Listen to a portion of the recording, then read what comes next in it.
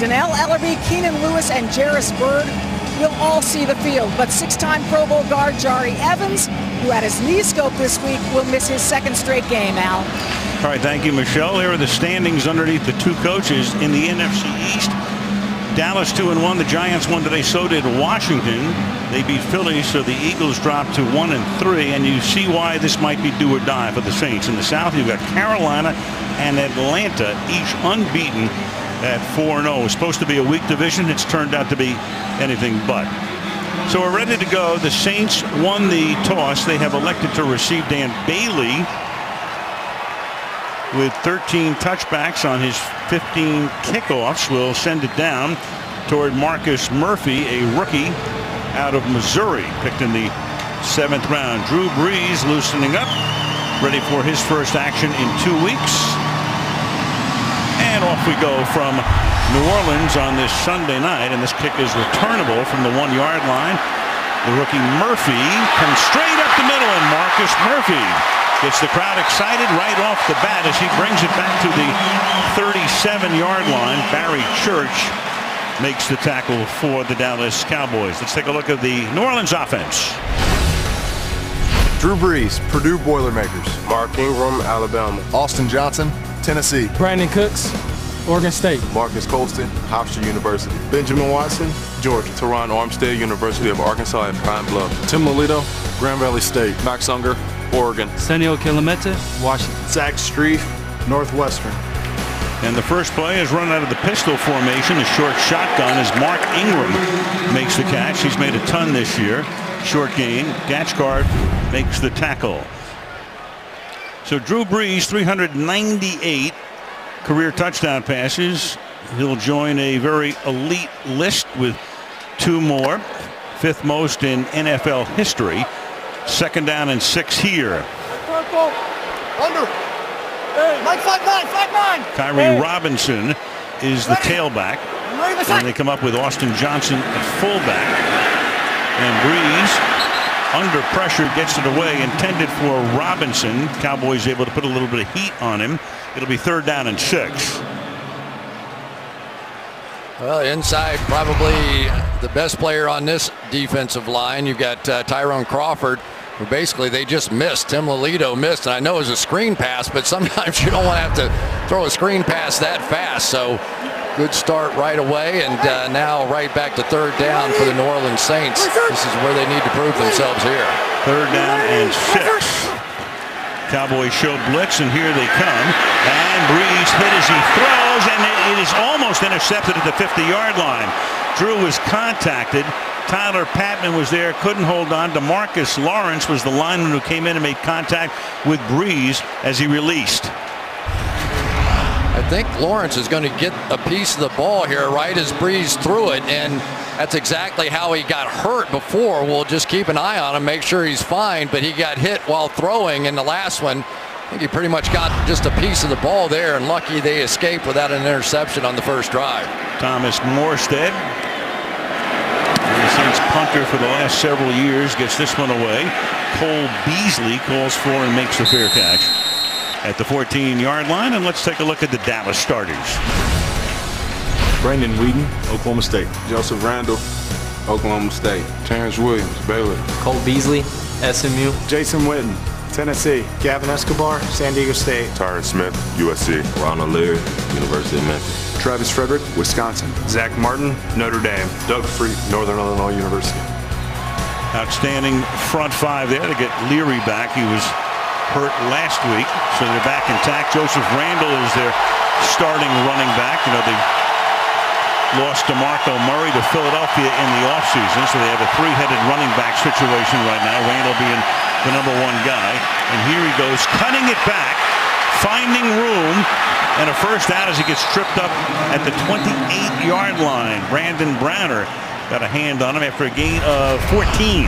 Well, we saw Randall early on make some incredible runs in that game a week ago, and then all of a sudden the Cowboys fell apart in the second half. And it's sort of a dilemma, I think, for Jason Garrett. He was a little frustrated with the fact that Randall doesn't always hit the hole hard. He came up short on a 3rd and 1 last week, but he also makes some plays like that.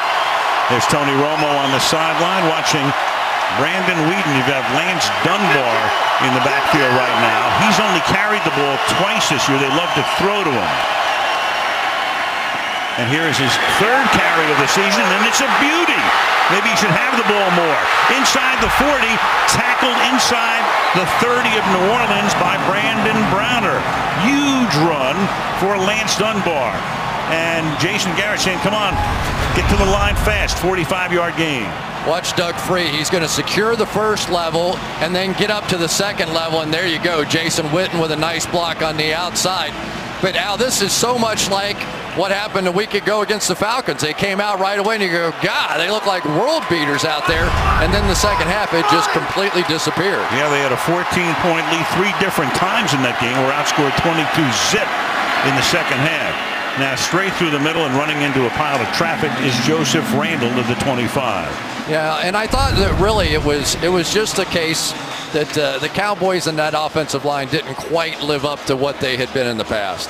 Well, Whedon last week, 22 for 26. However, only 4 of those 22 completions were to wide receivers, and in fact, all 4 were to Cole Beasley. Terrence Williams caught none. He threw everything underneath. But he said, hey, look, man, I'm not checked down Charlie. I've got a pretty good arm. And when he was a baseball player in high school, he threw 97 miles an hour. So he has a good arm. I think he can throw it deep, yes. Second down and 8. Under pressure, dumps it off over the middle. And this is Terrence Williams, who did not catch one pass last year, picks up the first down. Let's take a look at the New Orleans D. Bobby Richardson, Indiana. John Jenkins, University of Georgia. Kevin Williams, Oklahoma State. Cameron Jordan, UC Berkeley. Holy Kikaha, Washington. Stephon Anthony, Clemson University. David Hawthorne, TCU. Delvin Bro, McDonough 35, Senior High. Kenny Vaccaro, Texas. Kenny Phillips, the U. Brandon Browner, Oregon State. Couple of rookies starting. They have 8 rookies on defense on their 53-man roster. First down of the 17. Stay on the ground, and this time the Saints are right there going nowhere. Joseph Randall gets tackled by one of the rookies. That is Bobby Richardson, a rookie out of Indiana, free agent. Boy, was that nice, huh? So many rookies playing such a key and pivotal role here on this Saints team, and you go, this is strictly rebuilding, no question. The most defensive snaps by rookies of any team, and by a large margin there, 640 snaps. But when you get play like Bobby Richardson just made, you understand why. Well, Richardson playing the spot that was occupied until this week by Akeem Hicks, who was traded to the Patriots. Second down and 14, and Whedon goes to the end zone a little too far for Terrence Williams. Reaches out for Delvin Bro with the coverage on the play, and that will set up a third down and 14 for Dallas. And this is one of the hot players right here for the New Orleans Saints. A remarkable story. We'll talk about it a little bit later on, but this Delvin Bro, for him to just be playing in the National Football League, pretty remarkable. But Brandon Whedon did take a shot down the field early in this one, and we kind of expected that. Third and 14 from the 21. Crowd in full throat. And Whedon with a clean pocket throws, and that's caught well short of the first down. Jason Witten makes the catch, as he's been doing for 13 years for the Cowboys, and that sets up a field goal attempt. Well, Rob Ryan more than happy to give that one. You see everybody defensively standing right there on the first down line, so they're going to give Jason Witten that one, rally up, make the tackle, force to settle for a field goal. So I think despite the big plays to start that drive, Cowboys unable to finish it. Dan Bailey will attempt a 30-yarder. And he's been brilliant throughout his career, and splits the uprights for the first points of the game. 9:41 to go in the opening quarter. 3-0 Dallas. Sunday Night Football being brought to you by Verizon. Watch live primetime games with NFL Mobile only on Verizon. By the Ford F-150, every other truck is history. By Miller Lite, now back in its original bottle, it's Miller time. And by National Car Rental, go national, go like a pro. New Orleans native Kermit Ruffins getting everyone ready for the Saints game tonight at his club, Mother-in-Law's. Jerry Jones, all he's had in the past couple of months are 2 hip replacements, but down the field before the game, looking good. Owned the Cowboys since 1989. Watches his team take a 3-0 lead. And New Orleans take a knee. Murphy in the end zone for the touchback. Saints will start from the 20 when we come back to the Superdome. Don't miss a moment of Sunday Night Football this season with NBC Sports Live Extra. Take the game with you anywhere. Watch live on your laptop, your tablet, or your connected TV. 20-yard line. The Saints start their second drive from there, and they empty the backfield. And now they put Spiller back there, and Breeze looks that way, then goes to his left, and that's a first down as the catch is made by Willie Snead. First-year guy, picked him up from Cleveland, and Breeze really likes this guy. Yeah, it was interesting, wasn't it? I sort of said, you know, who is the other guy other than Brandon Cooks that you think is going to emerge eventually as that second receiver type now? And he said Willie Snead. He's really impressed with his work ethic, ability to get open, and there he is early. C.J. Spiller, the former Buffalo Bill, is the running back here. 5-0. Ready, percent. And Breeze straight back, and then fires to the right sideline, and incomplete. Intended for Cooks. Claiborne coverage. Here's the Dallas D. DeMarcus Lawrence, Boise State. Tom Crawford, Boise State. Nick Hayden, Wisconsin. Jeremy Mincy, Florida. Andrew Gajkar, Mizzou. Anthony Hitchens, Iowa. Sean Lee, Penn State. Brandon Carr, Grand Valley State. Barry Church, Toledo. J.J. Wilcox, Georgia Southern. Morris Claiborne, LSU. Claiborne had his hands full with Julio Jones last week, but Jason Garrett saying he played well. I know he got lit up with the Cowboys did by Jones. As Breeze throws, it's a little low and it's caught, and Spiller makes the catch before he goes out of bounds at the 30-yard line. How do you think Breeze looks so far? Yeah, I think Breeze is throwing the ball pretty well. We haven't seen him take one and throw it deep down the field yet, but you know, he's effective. They're starting to get some pressure on him, though. Clearly, you can see the Cowboys now they've committed to try and come get him early in this game, and why not? You're going to want to find out how the injured quarterback is going to hold up, and so they're bringing some heat. Plus the fact that Rod Marinelli was all over this defense after their performance against the Falcons last week. Yeah, they haven't gotten a lot of pressure on quarterbacks this year. Breeze throws a perfect pass, and that's Snead again. Willie Snead played his college football in Indiana at Ball State, and as we mentioned, a free agent, and they picked him up from Cleveland, gain of 19. Okay, he's officially fine. You throw a deep comeback route from the far hash all the way across the field. I think that Rod Marinelli said, okay, if you can make that throw early in this game, you got it. Drew Brees said, there you go, better cover it. First down at the 49-yard line with 8 minutes to go in the first quarter. Mark Ingram to midfield, gain of 1, and we go to Michelle. Well, as Chris mentioned, 2 weeks ago, Drew Brees was in the act of throwing when he was hit in the arm and suffered what the Saints are calling a bruised rotator cuff. And now the rotator cuff is a group of 4 muscles that surround the upper arm bone and control the motion of the shoulder joint, which is obviously vital to throwing. So the focus of his rehab was to isolate and exercise a specific area within those 4 muscles, regain the strength and functionality in his shoulder, Al. All right, Michelle, and nobody knew how long he'd be out when he got hurt. It turned out to be just a week, and he's able to find the open spot in the pocket. Hits Benjamin Watson, who's been doing his thing for 12 years, and that's a first down on the 29-yard line.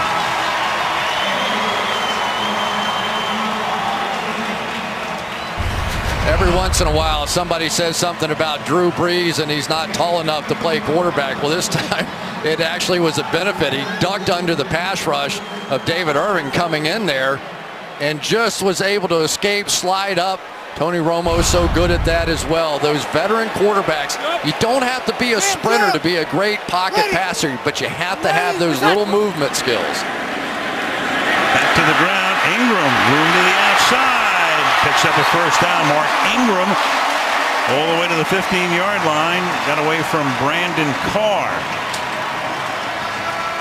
Well, they're no Jimmy Graham, but these 2 tight ends on the outside here are going to get the job done on the edge. And Ingram, when talking to the Dallas Cowboys coaches, they felt like that maybe he had lost some weight or something because he looked much quicker to them. He was much more elusive, and maybe Brandon Carr would agree on that one. Mark Ingram, fifth year, #1 pick in 2011 out of Alabama, Heisman Trophy winner as a sophomore in Tuscaloosa. From the 15-yard line, the pass to the outside, and this is Marcus Colston. He's been doing his thing for 10 years. So Colston, one of those guys, you pick him up toward the end of the draft. He's in the 7th round, 7B, in fact. They had a pick before him all the way back in 2006, played at Hofstra, and he's just been steady and very solid throughout his tenure with the Saints. Yeah, I always thought he was kind of one of the triplets when they had Jimmy Graham and Darren Sproles down around the goal line. You had to figure out which one of those two to double team, and somehow or another it seemed like Colston was always open in the back of the end zone. Fake to Ingram, then the pass to him, and Ingram trying to get outside, loses his balance, and then he's swarmed under before he gets to the 10-yard line. Lee, among others, making the tackle. That's going to make it 3rd down and 5. Rod Marinelli, the defensive coordinator, and the guy who wants that line to put more pressure on the quarterback. The Cowboys this year, only 9% of the time have they made contact with the opposing quarterback on a pass play. That's very, very low. Yeah, they hustle, they work hard, but just 3 sacks, just 3 takeaways. It has not been a numbers-wise productive year thus far for the Cowboys. 3rd down and 5. 3 receivers all set to the left side. Breeze looks that way, throws on a slant, caught. That'll be a 1st down. Benjamin Watson. He's so much more a part of the game plans these days because, of course, they sent Jimmy Graham in a trade to Seattle last spring. Going to get a little help, a pick on the inside coming to the outside, and that's Byron Jones, the rookie, who specifically is kind of that tweener in between a cornerback and a safety. They put him on the big tight ends and like him out there, but if you choose to play man coverage against Drew Brees and Sean Payton, usually they're going to have an answer for that one. Ingram is the back. This will be the 11th play of a drive that began back at the Saints' 20-yard line. And Brees to a wide open Josh Hill in the end zone. Touchdown Saints.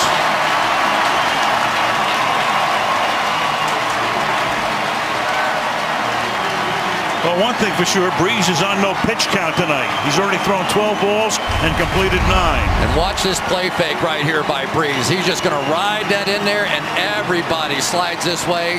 And here we go with Josh Hill out the back end of this thing. And so far in the game, yes, they missed Jimmy Graham, no question, but now they're starting to find ways to incorporate, including the jump pass there from Drew Brees. But it's so important for them to start to figure out ways to get the ball back to those 2 tight ends in that position again. The kicker is Zach Cocker. Meanwhile, Mr. Brees has just thrown now 5,000 completions in his career. Brett Favre, the record holder, at 6,300. Also, touchdown pass number 399, and the Saints have the lead at home.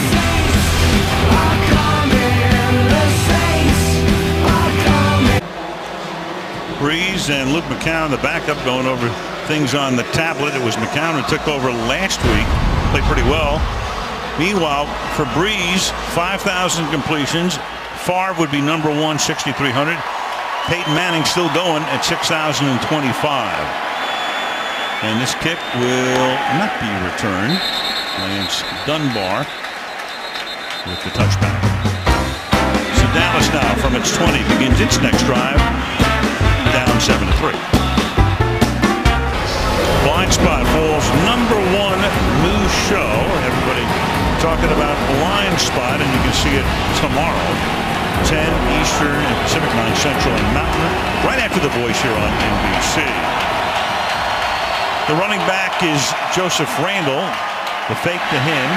Whedon rolling and looking and steps out of bounds after a gain of 3, and we have a penalty. So for the first time tonight, we will hear from Mr. Brad Allen.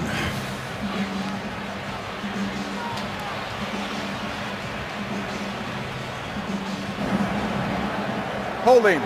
Defense, number 30. 5-yard penalty. Automatic. 1st down. It's Don Jones, backup safety. First down. You know, he said 30, but we were going, wait a minute, he's not out there. He meant 39, and that's nothing new because that's the 45th penalty that Browner's picked up since he came into the league in 2011. If you're going to take a guess, right? Leads the league by a mile too. So the ball now at the 28-yard line. Our apologies to one Mr. Don Jones sitting on the bench going, huh? And that's a gain of 5. Randall making 2nd and 5. So Brandon Wheaton came over to back up Romo last year. He's thrown 74 passes over 2 years. Played in 1 game in Tony's stead. And take a look at that. He does not like to throw, as you can see, to his left.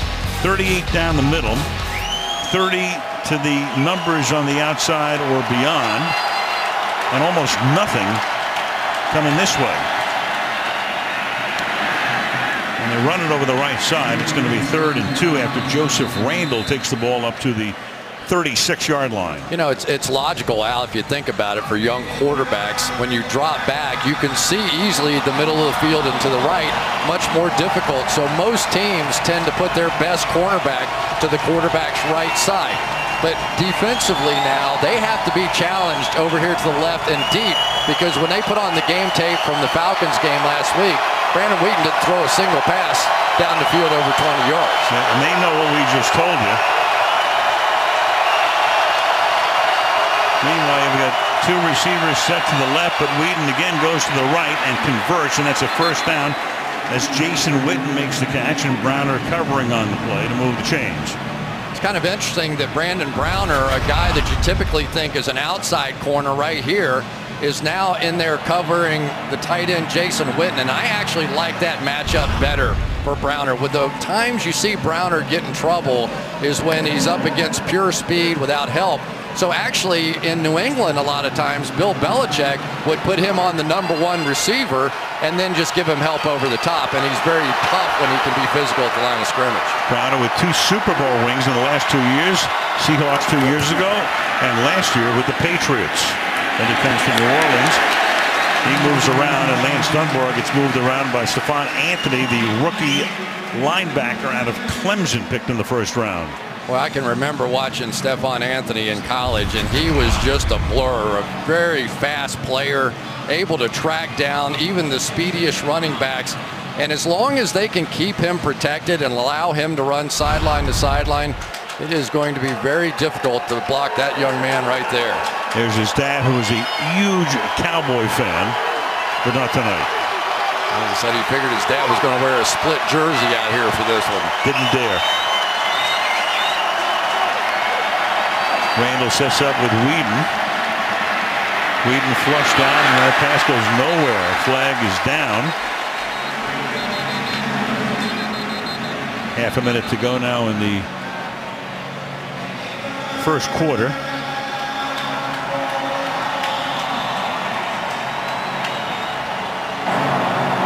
Illegal use of the hands, hands to the face, number 21, defense, 5-yard penalty, automatic, 1st down.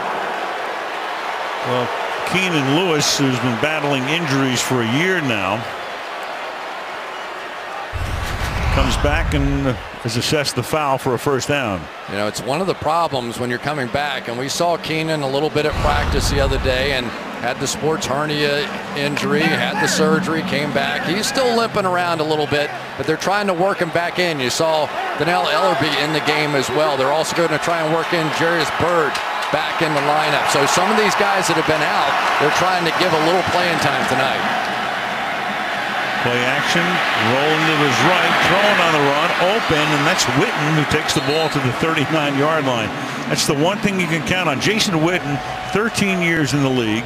He's missed 1 game.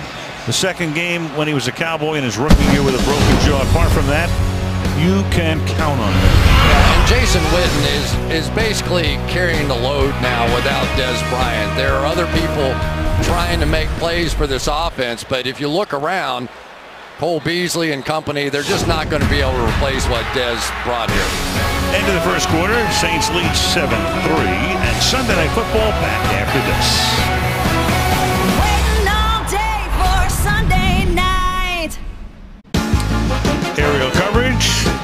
brought to you by Geico. High above the Mississippi as it bends around downtown New Orleans. To the riverfront, a couple of blocks away from the riverfront is the Mercedes-Benz Superdome. The home of the Pelicans was the arena in the foreground. And we start the second quarter. Al Michaels, Chris Collinsworth, Michelle Tafoya on Sunday Night Football. 7-3 Saints. Cowboys have the ball at the 38. And Whedon in the pocket, flushed out. And then throws, but out of bounds was Gavin Escobar. Second down. And we might see a little bit more of Escobar this week. There just isn't really the answer at wide receiver right now. You know, Terrence Williams is a speed threat. But when Des Bryant was in the game, Terrence Williams got a lot of one-on-one coverage, and so he looked great. He could run by everybody, played great in the playoffs. But Cole Beasley hasn't ever caught a ball beyond 20 yards in his life. Devin Street has one catch this year. Bryce Butler has been inactive the first 3 games and started the year with the Oakland Raiders, so they need that other piece now with that Des Bryant in there. His last 2 games, a game and a half Whedon and a half a game with Romo before he got hurt in Philadelphia. It's Randall taking it to the 34-yard line. Being 3rd down and 5 for Dallas. Yeah, and it's interesting. They have Cameron Jordan playing on the offense's right side, opposite of Tyron Smith, which is sort of where traditionally he lines up. But Tyron Smith also a tough handle. Cowboys were trying to go a little quicker, but now Whedon checking off. 3rd down and 6 from the 34. They come on the blitz. It is caught. That's Cole Beasley with a spinorama move, taking it to the 20-yard line, and a flag at the end of the play should tack on some more yardage. It'll be Damian Swan who came in there and grabbed the medal.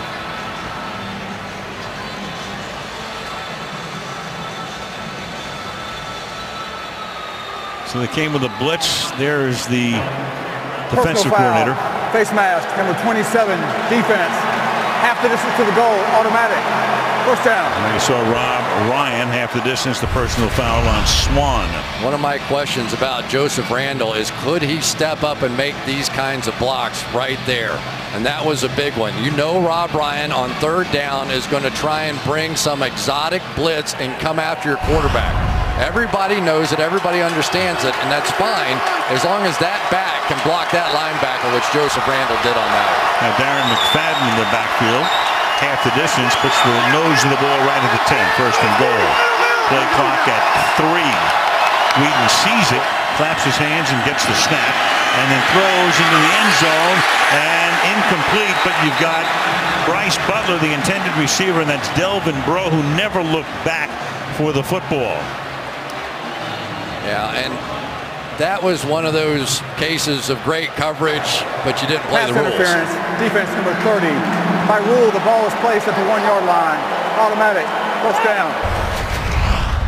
I mean, you can't play it better than Breaux does right here. All you got to do is turn around. Just turn around right there, and you're going to not get that call. But all that bumping when you're looking at the receiver, all the receiver has to do is jump back through you, and it's automatic. 10th play of the drive. Randall is the tailback. He gets it, and he spins, and he loses the ball. And the Saints are going to wind up with the football at the 3-yard line, assuming that he didn't break the plane with the ball.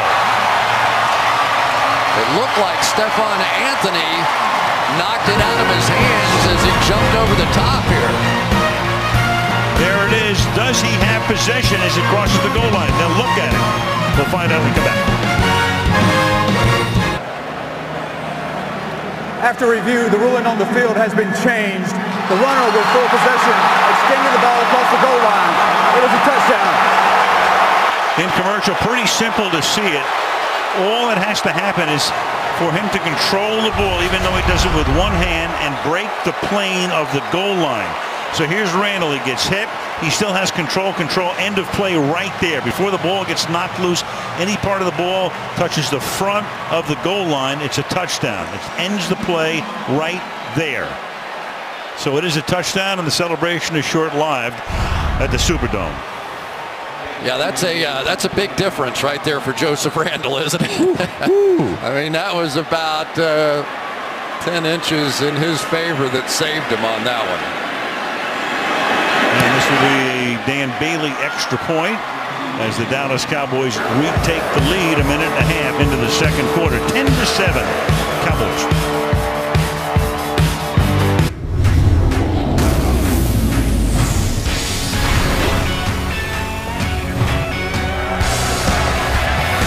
Brees steps up, buys time, wide open, and there it is. Drew Brees setting one of those records for the ages. And that was the night that he broke Johnny Unitas's long-standing 47-game streak. Then he had his streak that Brees snapped at 54. But right now he's on another one. He has a 39-game streak, and that is tops in the NFL right now. So Brees, 93 out of his last 94 games in which he has thrown a touchdown pass, 54 consecutive games, the record. Brady came close to breaking that, then he was stopped. 39 games now. That's about 2.5 seasons worth. And tonight, 48 consecutive home games with a touchdown pass, which is about 6 seasons worth. He played 8 games at home. Next touchdown pass will be 400, so it goes on and on. He has 5,000 completions with one tonight for a touchdown. So you're saying he's pretty good? He's okay. Yeah. Not bad. From the 20-yard line. Blitz. Oh, and there he goes. He gets smothered as the Cowboys sent everybody. Damian Wilson, 57, was there. Anthony Hitchens there as well. All right, they're going to come right off of this angle here for both of these guys, just not enough. And then the fullback, Austin Johnson, decides he's going to step to the outside and just simply does not make the play. And when you've got a record-setting quarterback with a bad shoulder, that is not what you're hoping to see early in the game. Kyrie Robinson, the back, that's a 9-yard sack, and they give it to Robinson. And he gets them back to the 20. It'll be 3rd and 10. Here's Michelle. Well, Al, Sean Lee went back to the locker room to be evaluated for a concussion. The entire medical staff was talking to him on the bench after he took a hit to the head, and the head athletic trainer took his helmet before sending him off to go through the protocol in the locker room, Al. Obviously, we keep an eye on that. Not even close. He is the best player on this defense. He's led them in tackles every single week. He is the leader. He's the one that understands it, gets him in the right spot. That is a huge loss. Yeah, split lip. He was out for a lot of plays last week against Atlanta. Now Brees throws, picked off at the 31-yard line. Flag down. Barry Church has the interception, at least for the moment, pending the call.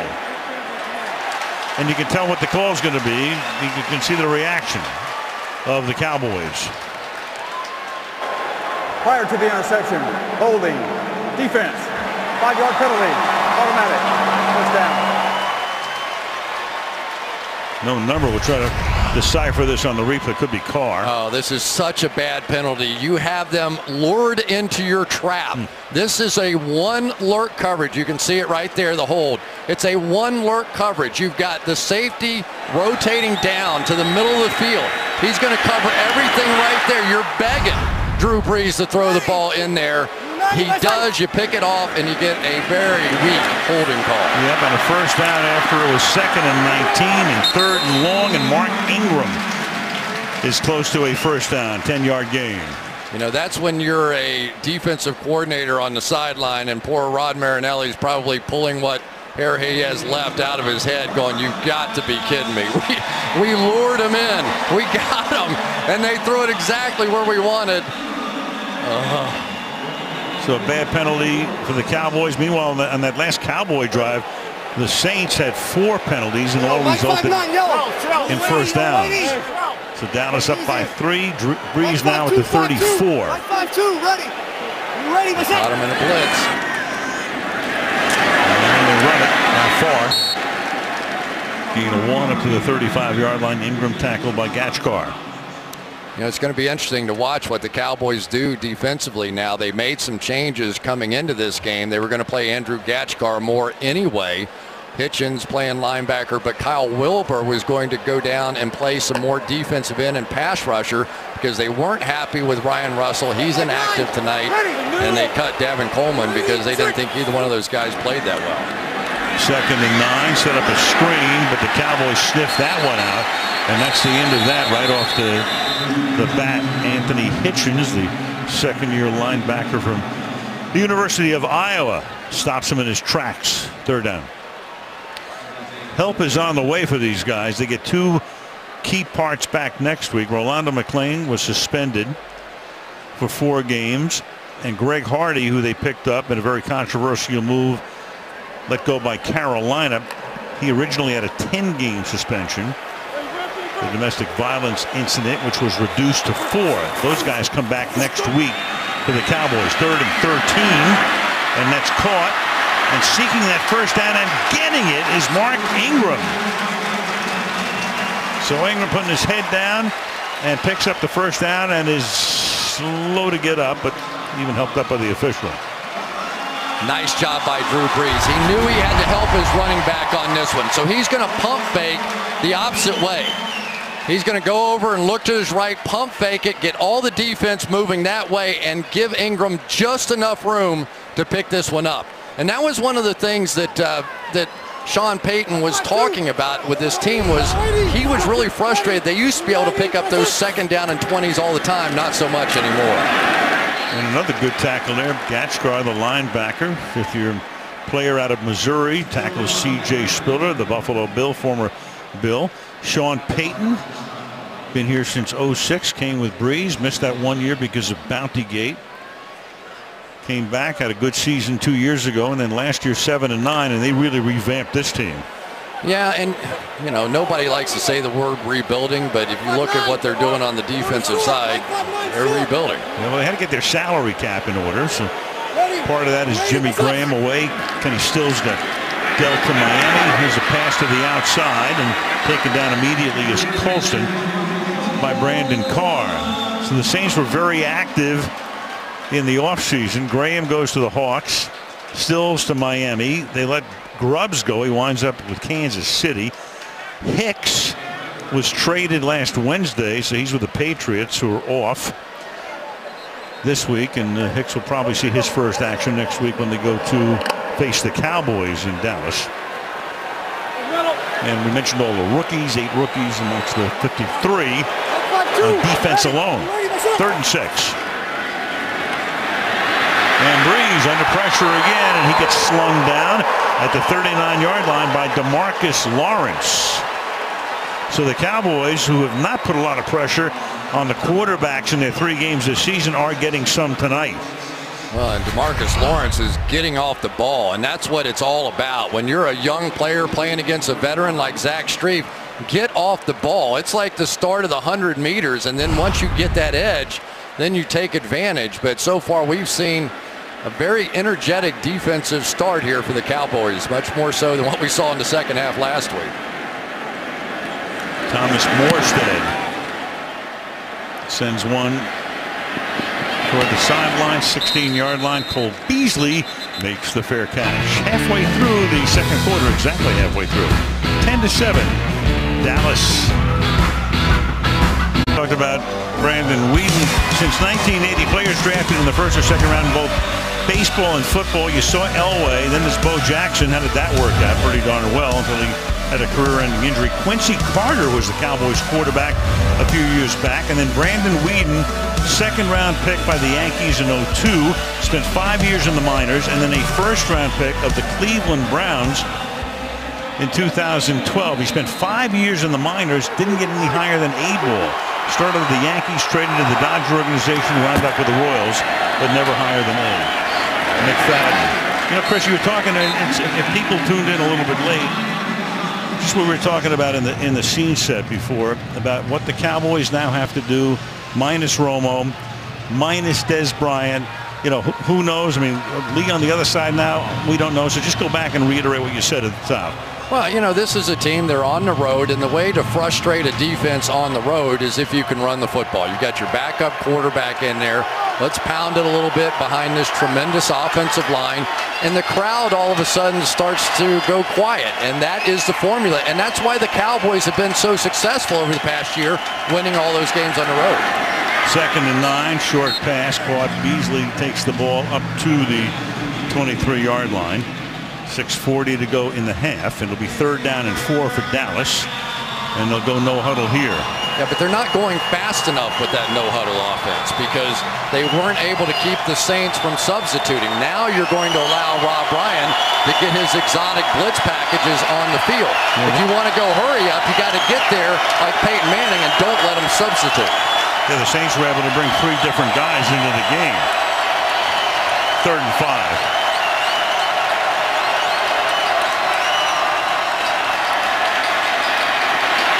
Whedon's going to take off, and he's going to get tackled short of the first down. So Cameron Jordan, there is a flag down.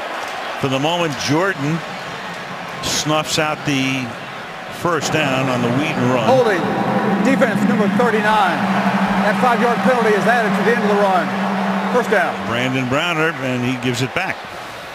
And that's a killer, right? You're going to get off the field. Here you go, right here, and Browner, we talked about it. Nobody in the league has had more penalties than he has. He doesn't have the real top-end speed on the outside, so you bring him in on the tight end, like the matchup, like the concept.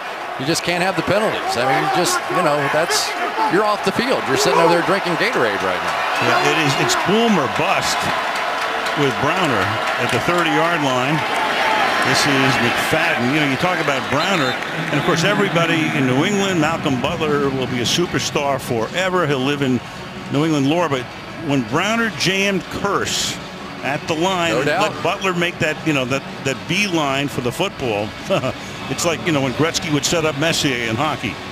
It was the play that people who knew about football immediately thought about, and I'm not sure anybody else did, but that was the Super Bowl winning play without question, and Browner was such a huge part of that.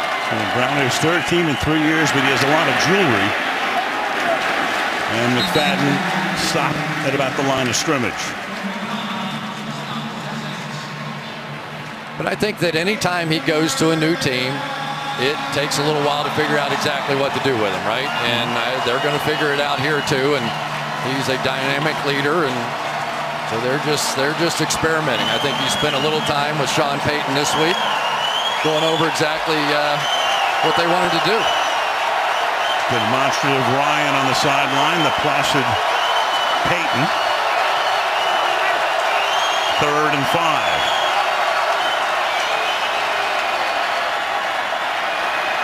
And Whedon gets it away, and they have the first down. James Hanna, who would be the 3rd tight end, makes the catch, and they convert with 4 minutes to go in the half.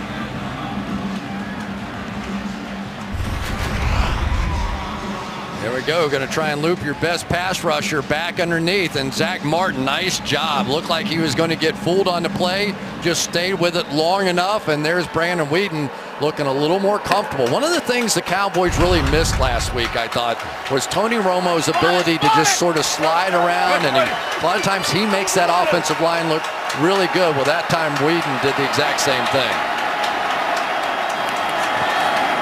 From the 41, back to the ground they go. And this is McFadden, and he gets stuffed by the rookie Anthony.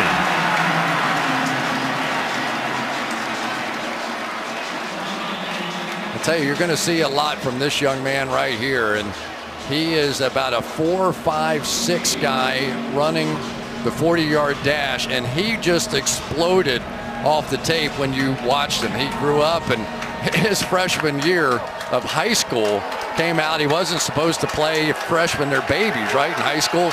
He came out in the first game, had 15 tackles, 2 interceptions, and guess what? It was Rookie of the Year for the conference, so there you go. Some baby. He was probably like 6'2" and 270 at that point. A little dump-off pass. That is Tyler Klutz. He's the fullback. Up to the 45-yard line. Vaccaro making the tackle. 2:40 to go in the half. And it's not the wrong strategy here. I want to make sure that we emphasize when what Brandon Whedon is doing is right. As long as the Saints in that situation were back and playing 2 deep safeties, he's right to check the ball down. But there are going to be opportunities like there was in the last game to throw it down the field, and then he's going to have to take some shots. 3rd down 6. They go single high this time, safety, with Lance Dunbar flanking the quarterback on 3rd down and 6. Saints showing blitz. They run a couple of stunts up front, and the pass is a little too high and incomplete for Witten, who's covered there by Browner. And that'll give the Saints the ball back on the other side of the 2-minute warning. 2 minutes to the half. Dallas up by 3. Toyota halftime upcoming. Panthers and Falcons go to 4-0, and big wins for the Giants and Redskins today. Rapping Roberto Costas will weigh in on the 400 touchdown pass club. Appropriate tonight, and that's all coming up at halftime. Just wish they knew how to have a little fun down here. Loosen up a little. Maybe serve some good food now and then. Been a while since they've had a celebration after a Saints game as the kick, will put the pressure on, and it's a short kick with backspin. And the Cowboys will down it at the 16-yard line. 50 to go in the half. 3-point game. Bourbon Street. Sunday Night Football being brought to you by Subway. A Subway footlong. There's nothing bigger, nothing better. Subway, eat fresh. By Mercedes-Benz, the best or nothing.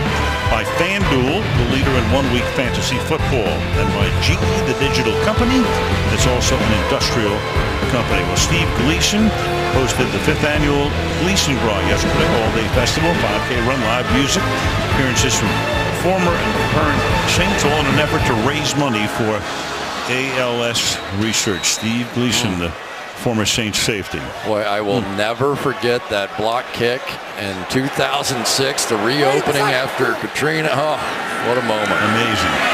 Pass is a little low and going nowhere as Brandon Cooks, who has had a silent first half. 2nd down and 10. Breeze getting them up to the line. The Saints have all of their timeouts. Yeah, speaking of not so many weapons, really, now Brandon Cooks becomes that main threat over there, and there's big news right there with Armstead coming out. 2nd down and 10. And there's a pass, 4-yard gain. That's Mark Ingram. Byron Jones makes the tackle.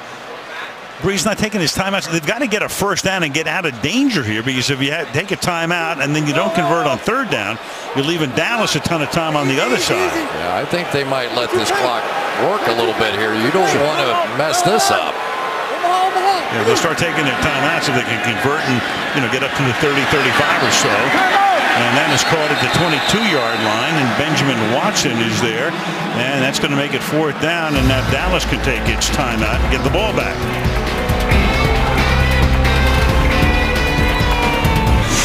PGA Tour Player of the Year Jordan Spieth and Jason Day, they are the headliners. You got the President's Cup from South Korea Wednesday. It starts 10 p.m. Eastern Time through 3 a.m. on the Golf Channel. Saturday beginning noon Eastern on NBC. The President's Cup from South Korea coming up this week.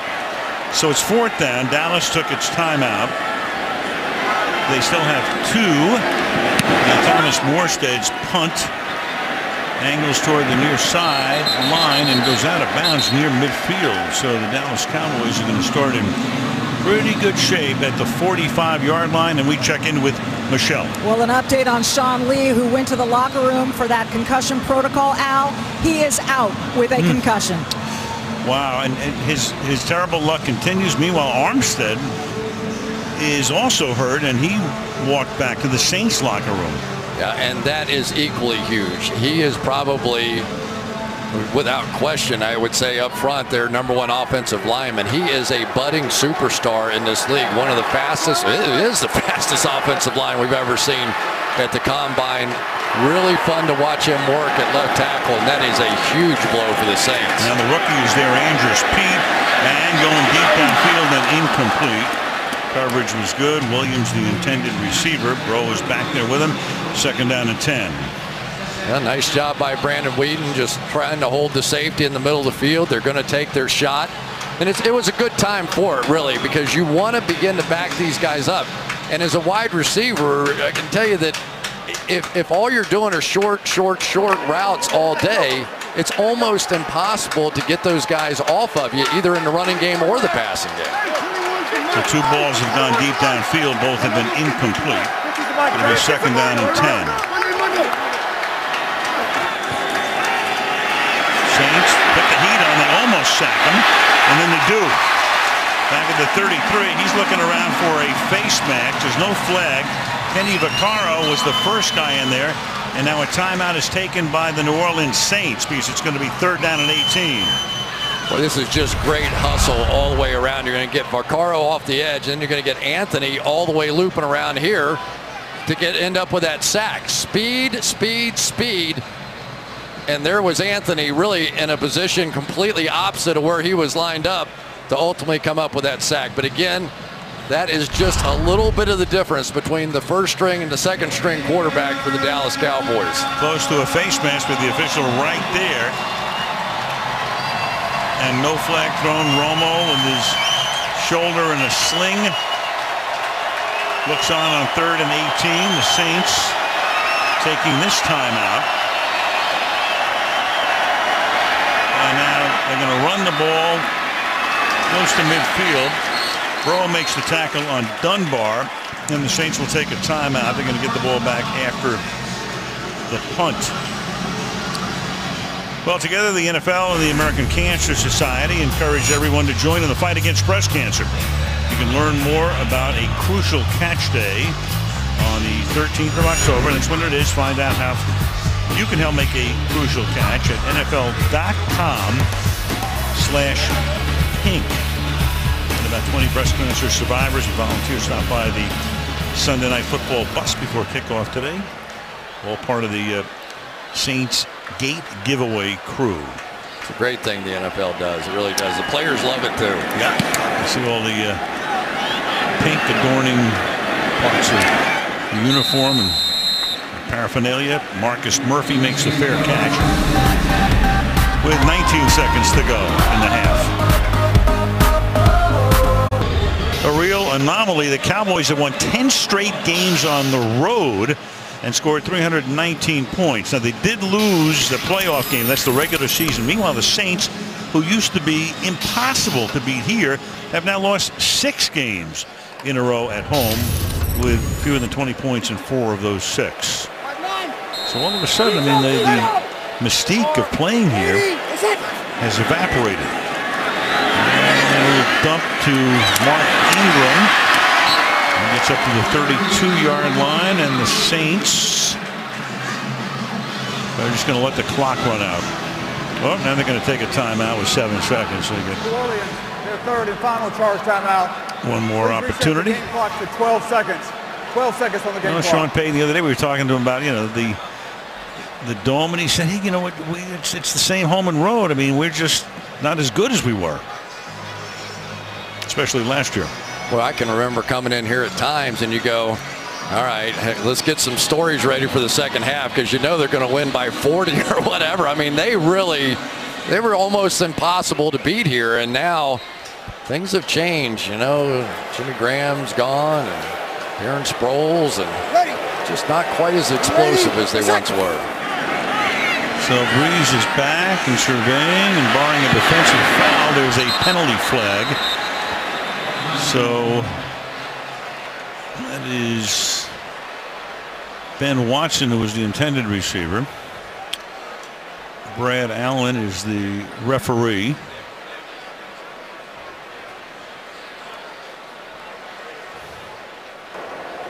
Holding. Offense number 60. 10-yard penalty. Still 1st down. And that's Max Unger inside, who was part of that Jimmy Graham deal. And of course, you know, you can't put Max Unger on your fantasy team, so people don't like that. But Max Unger has certainly been an upgrade at the center position. He is so fast, ability to get on the edge, and his quickness inside has really made a difference for this team with this offensive line. I also got a #1 draft choice along with it. Here's Ingram. Barring the defensive foul, this will be the end of the first half. And we wouldn't lie to you. That is the end of the first half. Dallas 10, New Orleans 7. Coming up next, it's the Toyota halftime after these messages from your NBC station. First half highlights are brought to you by the Chevy Silverado.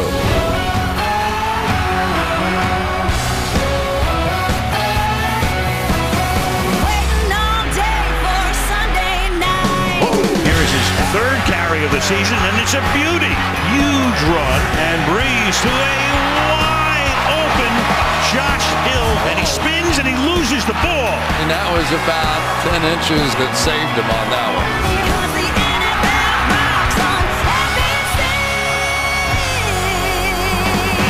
Chevy Silverado, high-strength steel for high-strength dependability. New Orleans on this first Sunday night of October with the Dallas Cowboys on top, 10-7. So Brees tonight, 17 out of 20, but a lot of short passes. One touchdown pass, 399 for his career. A lot of short passes, of course, for Brandon Weeden, 67%. Sean Lee out with a concussion. Key man, obviously, on the Dallas defense. Al Michaels, Chris Collinsworth, and Michelle Tafoya as we start the third quarter. And from 8 yards back, Lance Dunbar not making a smart decision. And then he's down.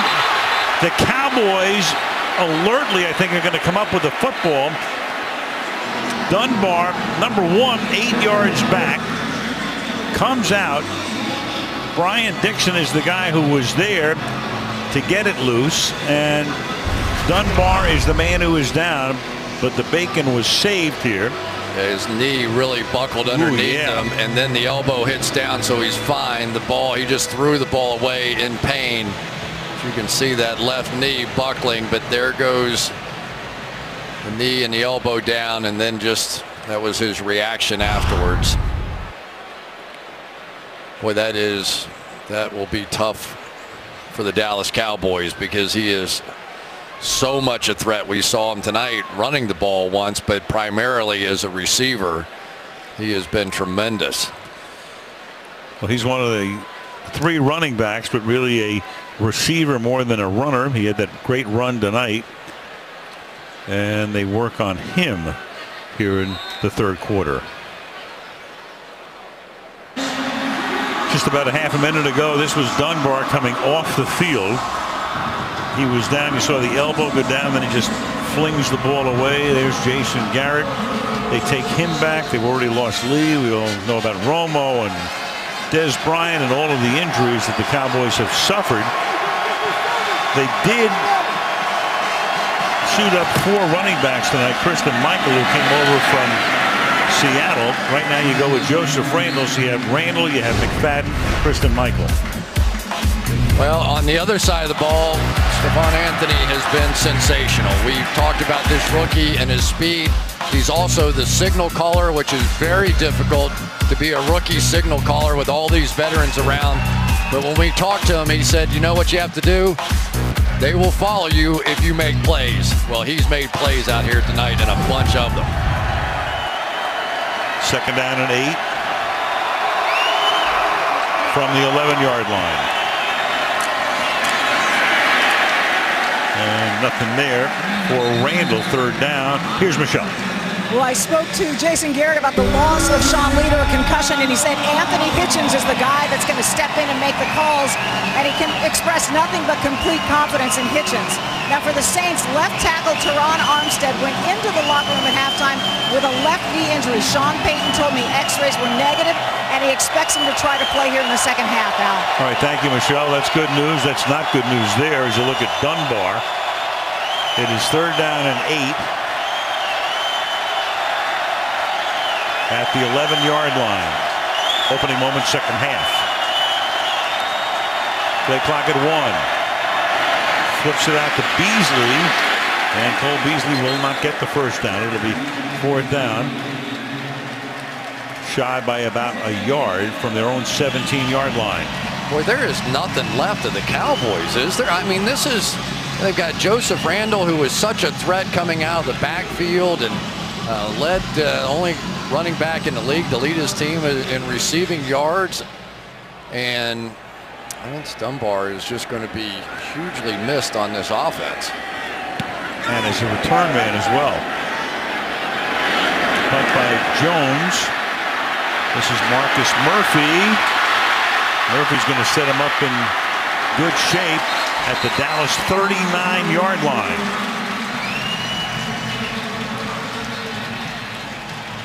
So Lee calls the defensive signals, but he's gone for the night. That job now goes to Hitchens. Next week they're going to get Rolando McLean back, and that'll help. Greg Hardy will also be eligible as well. But first things first, they got to get through tonight's game, up by 3.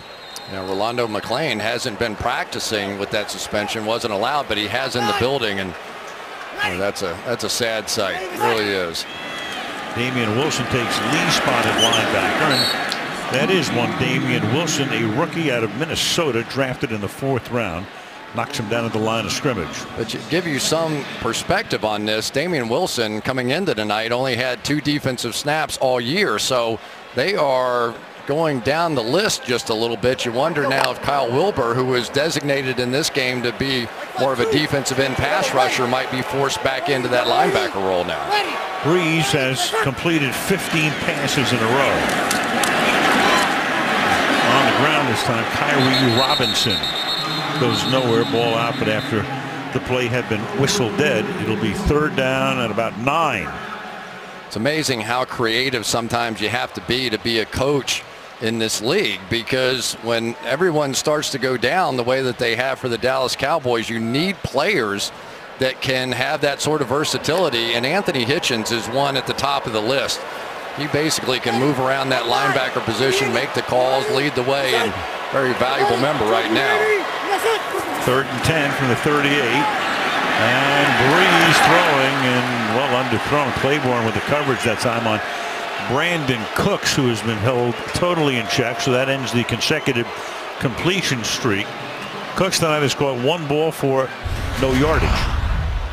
Here's Armstead back in the game. Let's take a look at him. You can see he's a little ginger. That guy is, when he is right, he is as quick-footed as any left tackle you will see. Set the all-time record at the Combine with a 4.71 and just playing tremendous football right now for the Saints. Here's Morstead's kick. There's a flag down. Cole Beasley calls for a fair catch. You have 2 flags. Cowboys, when you see flags all the way down the field, as they are right now, it's normally too many men. 12th man just trying to get off the field. That may put it down in field goal range. Well, here. yeah, it was 4th and 10 at the 38. So that would move it to the 33. And you'd have about a 50 or a 51-yard field goal opportunity. Or possibly go for it. Or go for it. I think that's what Drew Brees 12 lobbying players for. on the defense. 5-yard penalty from the previous spot. Still 4th down. All right, so they'll take the penalty, and we'll see what they're going to do with this right now. And they're going to send a field goal group out to try to tie the game. Or pretend they're going to kick one. Here's Zach Hocker. He's their kicker. McCown is the holder. McCown, the backup quarterback who started last week. He can now go back to his Verizon commercial. You know, that's one of the problems too when you get injuries on the special teams getting messed up as well. So when guys go out, it means that other guys have to be ready to step up, and you see that happen to a lot of teams with injuries. They'll mess up on the special teams units. This is a 51-yard attempt by Hocker to try to tie the game, and that one is right down Canal Street. 11:19 to go in the 3rd quarter. We're tied 10-10 in New Orleans.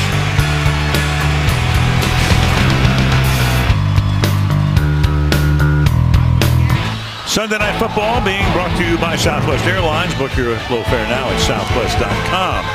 By Bose, by Toyota, Let's Go Places, and by Warner Brothers Pictures. Pan in theaters everywhere Friday. Isidore Newman, the alma mater of Peyton and Eli Manning, along with Odell Beckham. They won 35-7 Friday night. There are some of the guys, among the seniors. Rob Ryan's son, Matthew, defensive lineman, Rex's nephew. Congratulations, Liz. Dudes. That's touchback, 20-yard line. Well, it looked like the Cowboys were in a safe defense, and then Gachkar is going to try and run off at the last second. So they were somewhere mixed between guys being injured. Were they on sort of the punt return unit, or were they on a safe defense, which essentially leaves the defense on the field? Confusion cost them 3 points. Just trying to stay loose on the sideline is Armstead, as his defense is on the field right now. And Whedon will sling it to his left, and that's incomplete. Because you pointed out earlier something he doesn't do very often, second down. Well, Joseph Randall now takes on added responsibility, but we've seen him make some great plays so far here in the first half. That misdirection, change of pace. Here he picks up really an outside linebacker in the blitz. And then, of course, got away with one here. And it was one that Jason Garrett wasn't so happy about on the sideline. He says, first down on the 1-yard line, don't be selfish. If you don't get it on first down, we'll get it on second. Don't do anything crazy. Second and 10, little toss back here. And stopped in his tracks. Gets back to the line of scrimmage. Randall, tackled by Oli Kika'a, one of the defensive rookies. Played his college ball at Washington, picked in the second round. Boy, he's been really good so far this year, too. He's had a couple of sacks on the year. Here's Kikaha right out here. Going to hang right with it. Good on the edge. 19 sacks his senior year in college. And he's been a playmaker as a rookie so far with the Saints. Third and 10 now with McFadden in the backfield. Whedon and Beasley in a double slot. Whedon is flushed out and then throws, and flag is thrown, intended for Williams. And you've got Delvin Breaux in the neighborhood, and they'll see who the foul is on here. Illegal use of the hands, hands to the face, number 40, defense, 5-yard penalty, automatic, first down. So it was third down and 10, and that's a first down thanks to Breaux. After Delvin Breaux just a bit, I think it happens right here at the line of scrimmage. Coming off, hand up underneath the face. That's what he's going to get called for. It's a tough one. The Cowboys have 14 first downs tonight. 6 of them have come on penalties from the 25. Randall, you know, Chris, you talked before about the Breaux story, the amazing comeback that he's made from a severe injury in high school. I saw the footage of it. He essentially broke his neck in high school and had a scholarship to LSU, and they thought that, oh yeah, he's going to be able to play over there. And then, of course, LSU honored that scholarship. He went there but could never play, was never cleared. Went to semi-pro, then played a little arena, went to Canada. And here he is back playing for the New Orleans Saints now, and it's frightening to look at the operation and the scar on his neck. Yeah, 3 broken vertebrae there, and Whedon is going to air it out, and getting free is Bryce Butler, and Butler will toe dance his way to about the 10-yard line. And it's so funny, last night we're almost smiling, talking to Whedon about, hey, who else do you have? Is there anybody else that you might be looking for? He says, watch this guy, Bryce Butler, 67 yards. Yeah, he's not the fastest guy, but they get him isolated out there on the slowest guy for the Saints in Browner. And now they have finally found someone to take a little pressure off of Terrence Williams. It was so interesting that Whedon basically said he called his shot, didn't he? He said, we're going to get something deep to Bryce Butler. Remember, he started the year with the Oakland Raiders, came here, has been inactive every game, and comes up with the biggest play of the game. First and goal. Not only that, he throws to the left, so it was totally against the grain for him. First and goal from the 9-yard line.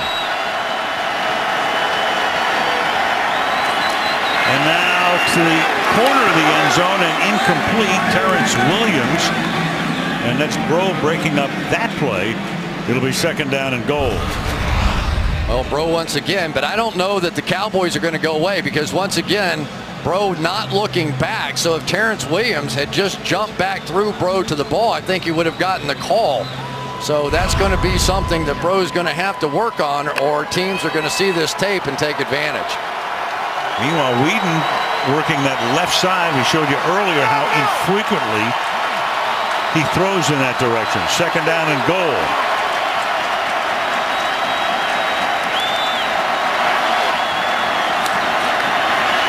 Now to the right side, and that is incomplete. Now you had Bro over there on Williams, so all they did, you had the same matchup, but the reverse sides of the field. It's third down and goal. Yeah, when we talked to Sean Payton about Delvin Bro, he said it was by far the best workout for a cornerback that I have ever seen. There were 9 teams waiting to try out Delvin Bro. Obviously declared healthy and played in Canada, so they felt pretty good about it. And he said, I wasn't going to let that guy leave the building, and he didn't. Well, right now, the Saints moving guys in and out. There was confusion on the defensive side, but the Cowboys are taking their time to get the play off, and Whedon will get sacked at the 21-yard line. So forget about whatever was happening before the snap with guys running in and out, guys looking over to the bench, where to line up. Kikawa gets the sack, and that'll set up a field goal. Down the field, we'll take a look at the coverage first. Everybody in good position. But for Brandon Whedon now, he gets the chip on the outside, and when he backs up, he just makes it so much easier for Kikaha to get there. See, when you go backwards as a quarterback in that situation, you got to step up and through. You go backwards, those tackles have no chance. 38-yard attempt by Bailey is good. So set up by that long pass to Butler, and Dallas retakes the lead by 3. Tonight's show coming your way on NBC this week with a lot of good guests, including Hugh Jackman and Shaquille O'Neal. Shaq will drop by as well. Jimmy Fallon. The Tonight Show all new this week right here on NBC. Bourbon Street, about a mile and a half or so from the Dome.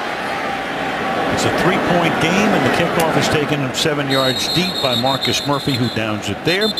And we check in with Michelle. Al, you were talking about Delvin Bro. He was 17 years old 2 days before breaking those 3 vertebrae that required a double fusion surgery. And he told me all he thought about while lying in a hospital bed for 26 days was, am I ever going to play again? Will I ever get to a Pro Bowl or a Super Bowl? And he has never been afraid about coming back to the sport that nearly killed him, Al. An amazing story. And Chris mentioned that semi-pro and the CFL would have been, I think, tough for the NFL to take him right from the, in effect, the rehabilitation here. But he proved his worth at those other venues, and here he is, hopefully for a long time. And that pass is almost picked off. Penalty as well. Gachkar was there, and the penalty to be announced by Brad Allen. Holding, defense, number 24. 5-yard penalty, automatic. First down. Claiborne. Well, they are excited about what Claiborne has been doing, but I tell you, the hardest thing in the world for defensive backs is to not tug jerseys. I'm not exactly sure that's what happened on that play, but so many times when they get in that tight man-to-man coverage and the guy starts to make a break, it's almost instinctual to want to grab that jersey, and once the officials see that pull, it's over. A lot of traffic there.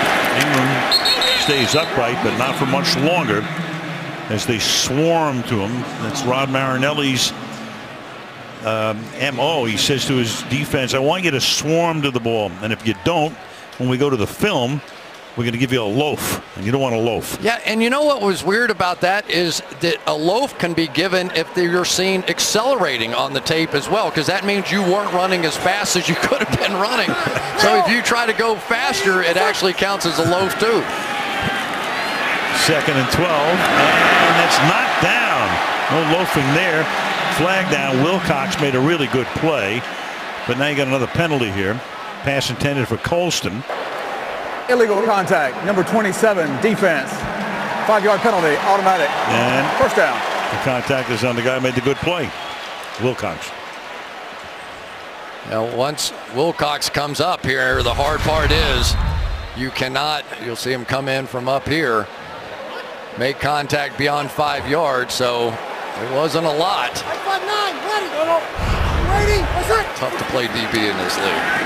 Halfway through the third quarter, Breeze has the open man. That's Sneed making the catch. Brandon Carr with the coverage, and that's enough for a first down, a gain of 11 for him.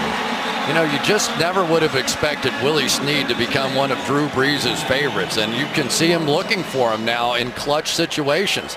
He was a guy that really was not supposed to make the football team, and during training camp just kept making play after play after play, and everybody sort of looked at each other on the coaching staff and said, we have no choice. We got to keep this guy. Got him from the Cleveland practice squad. And Breeze fires, and that's caught. And into New Orleans territory goes Cooks. So Cooks, who had one catch for net 0, picks up a first down here.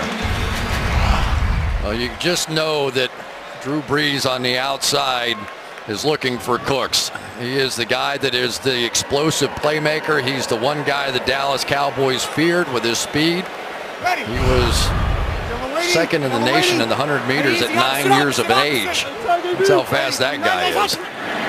6.5 left in the period, and stopping the backfield is Kyrie Robinson. So a couple of weeks ago when Breeze got hurt, nobody really knew how long he'd be out. I mean, at first you'd heard a month or whatever, or maybe even longer. It turns out to be a week. So your take on what he's done so far tonight? Well, I mean, first of all, it's impressive just to watch him lead this team because he is so dynamic out there on the field. But it takes a lot of guts. I mean, that's his livelihood, that shoulder. And when he starts taking hits on it, you know he's starting to go, oh boy, you know, how did that one feel? But he stood in there and made all the throws he's had to make. And that's caught. And seeking that first down, Sneed gets pulled back, walking out, but after the play was dead. Breeze has really been an Iron Man. Even when he was at San Diego, his career ended there with the shoulder injury. Had surgery on it. Miami passed on him because of it. Winds up here, and in 10 years here, last week was the first start that he missed because of injury. He missed one start in the 09 campaign at the end of the year because he'd already clinched everything and went on to win the Super Bowl as they rested him. And this is Ingram now picking up the first down to the 36-yard line. And the Cowboys are going to say that the ball is out. Of course, all the blue shirts pointing in the other direction.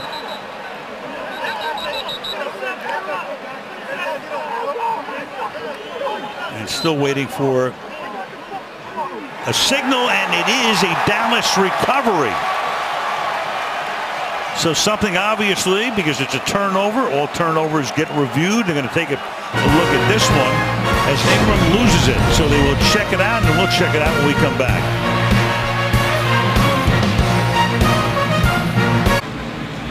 We believe the Saints are going to get a big break. The Cowboys got one on the Randall touchdown. It looks as if, as you see it here, they're still looking at this.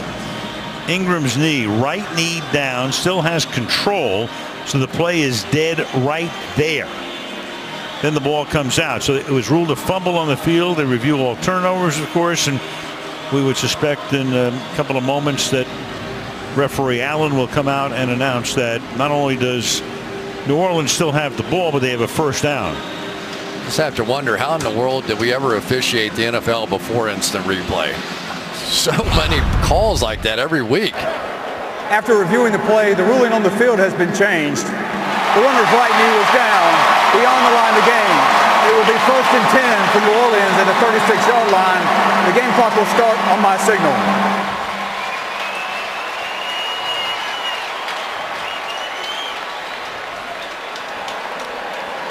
The Saints drive continues. It started back at their own 20. Again, the significance of this game, Saints are 0-3, and you've got two teams in the division 4-0, Atlanta and Carolina. Cowboys trying to just get through the storm with all the injured guys. 2-1, looking at a game against the Patriots next week. Here's Spiller now, and all kinds of traffic there, including his own guy, Hill. Hitchens gets the tackle, second down.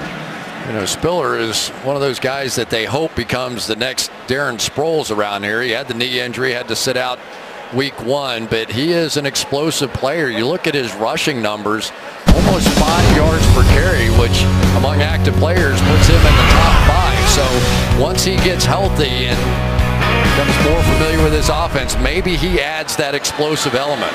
Pro Bowl as a Buffalo Bill in 12. That's caught now by the aforementioned one. Spiller. Church makes the tackle. Barry gets up angry.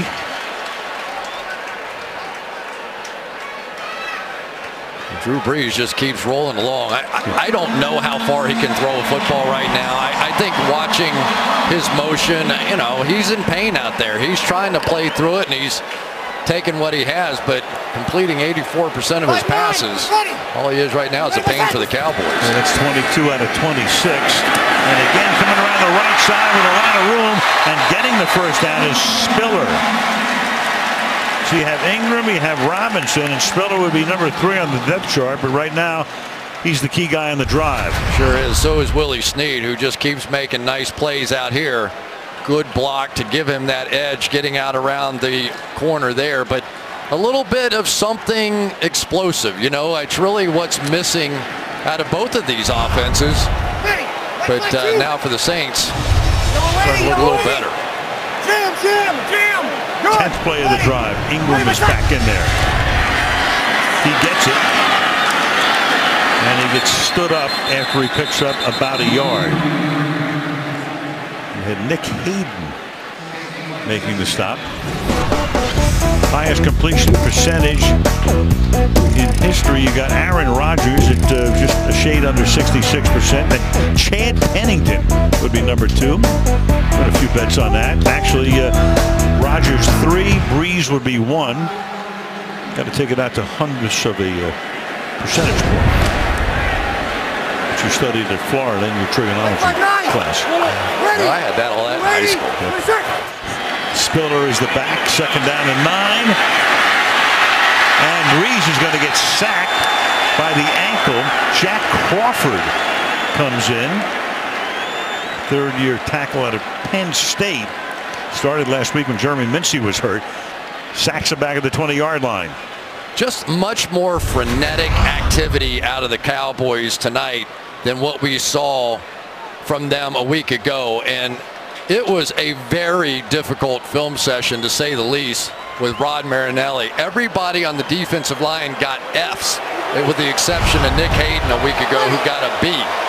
So it has been a brutal week in Dallas, but it's paid off with what they're doing now. Little flip to the left side, and getting to the 9-yard line is Brandon Cooks, but it'll be 4th down and 4, and they'll send in the field goal group to try to tie the game.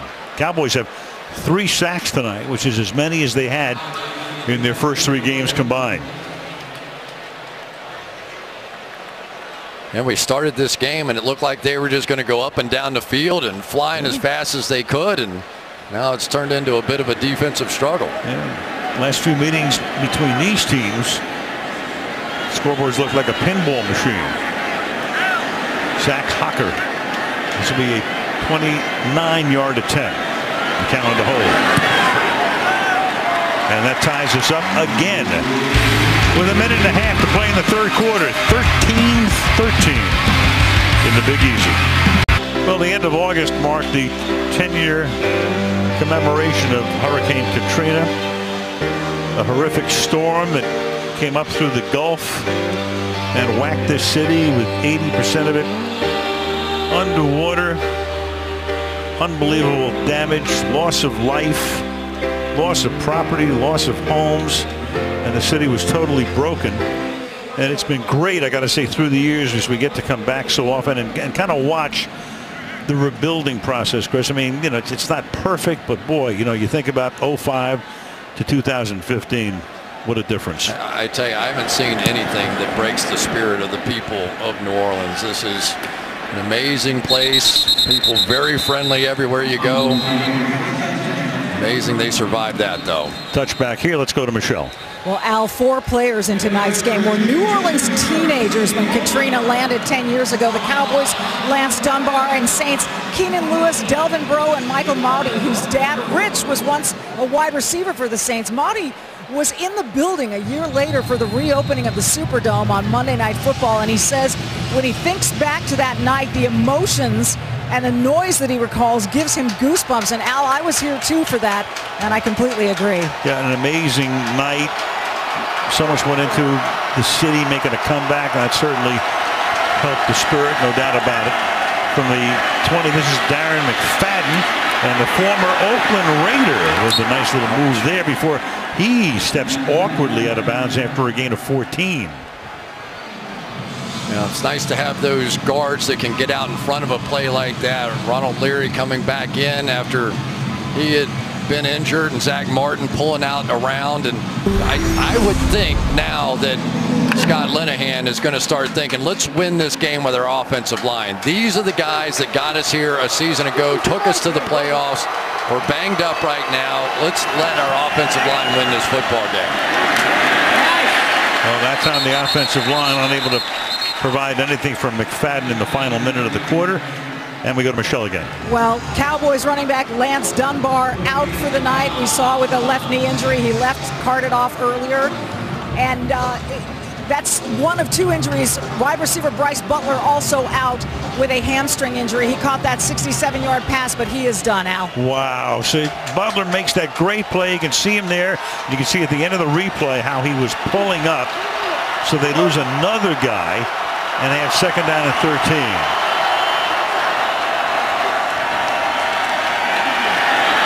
And that's caught, and that is Beasley who finds the open space and gets to the 47-yard line, tackled by Damian Swan, 1st down. Yeah, and we have to remember that Lucky Whitehead is not active tonight, and without Butler, that means they only have 3 wide receivers healthy at this point. End of the 3rd, tied at 13, and Sunday Night Football resumes after these messages. Aerial coverage tonight being brought to you by Geico. New Orleans on this Sunday night. Al Michaels, Chris Collinsworth, Michelle DeFoya.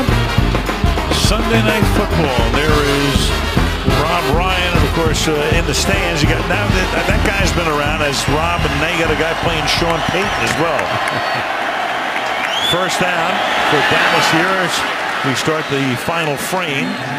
McFadden takes it to the 49. So again, the importance of this game, NFC East, Dallas trying to stay a game in front of the Giants and Washington, who both won today. And on the other side, in the South, Carolina and Atlanta undefeated. And New Orleans would go 4 back. And they've already lost to Carolina once. They've got Atlanta coming up twice, but they'd already be 4 back after 4 games. 2nd down and 5 now from the 49-yard line. And McFadden can only get a yard or so. Kikaha makes the tackle, 3rd and 4. Kikaha has been fun to watch. I don't know that he always knows exactly what he's doing. You know, sometimes you ask a lot of rookies, and he really doesn't always know in coverage exactly what's going on. But when you get him attacking the football across the line of scrimmage, he makes a lot of plays. 2 very exciting young rookies on this defense with Kikaha and Anthony, and Bobby Richardson playing great too. So the Cowboys spread it out. They have almost nobody left at the receiver spot. Even put Devin Street in the game, and Whedon is going to move away, survey the field, throw, caught, 43-yard line. That is Devin Street. Just mentioned that he had come into the game. Late flag comes in as well. He looks to be just short of the 1st down. You have a flag coming in that's going to determine a lot more than the spot.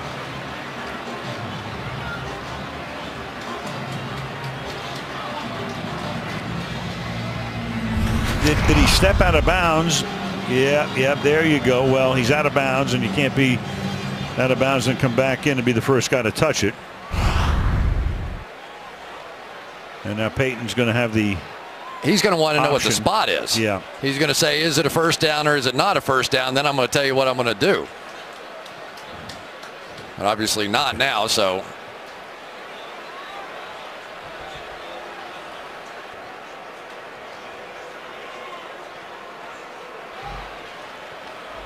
It was 3rd and 4. Now what they're going to do is measure. I think you've got to accept this, right? If you don't accept it, then it's.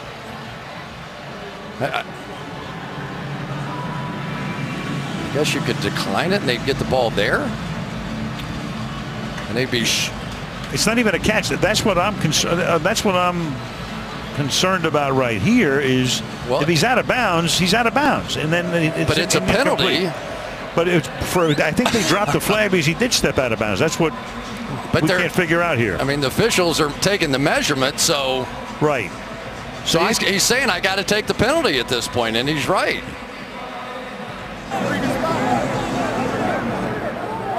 We have illegal touching of a pass by number 15. It's a 5-yard penalty. Remains third down. It's a bizarre play. Yeah. Because, I mean, what would it be if he had dropped it? I can barely handle the two options that I've got in front of me. Right.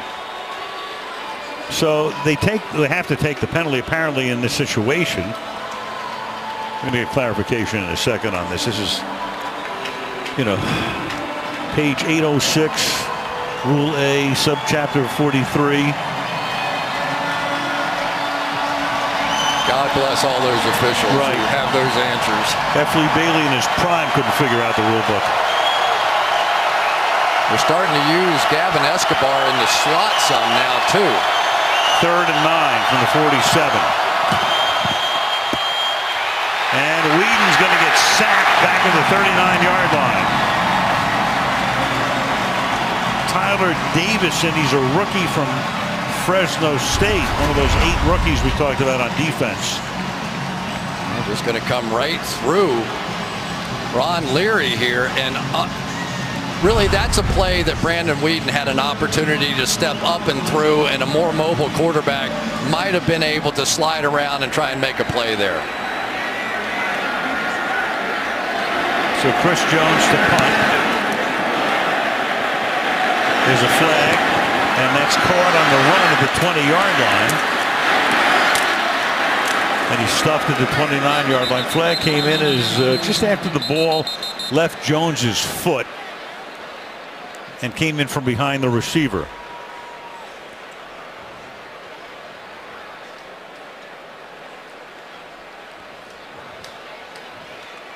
So Brad Allen, who had a pretty easy first quarter, we didn't hear from him much, and now he's got his own series.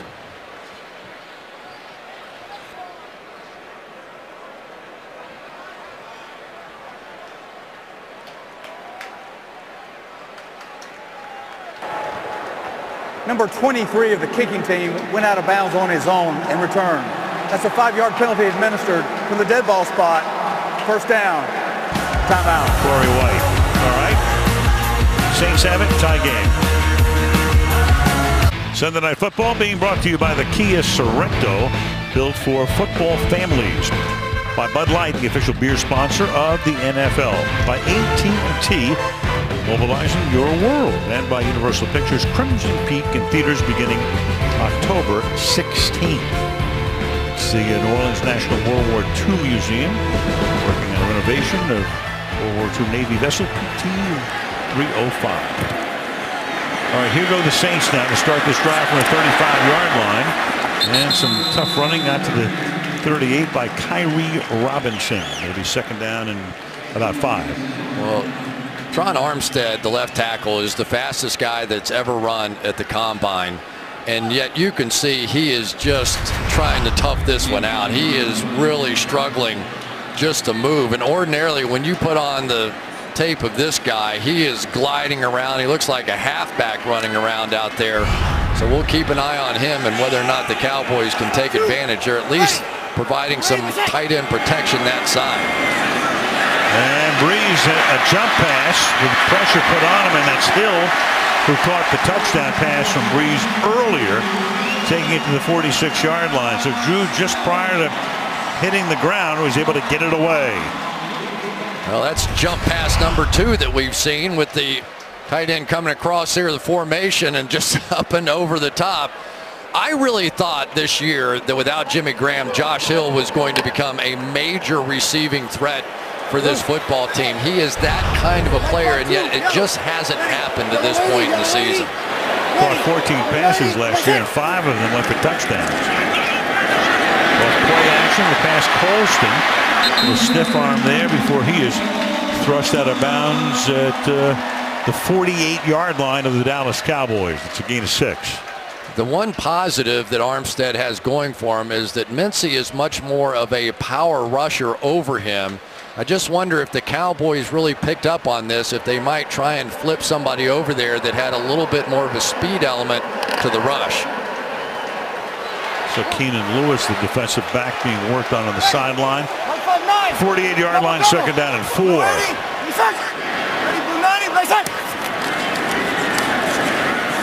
Breeze coming back this way, and that's a bouncing ball, incomplete, third down and 4.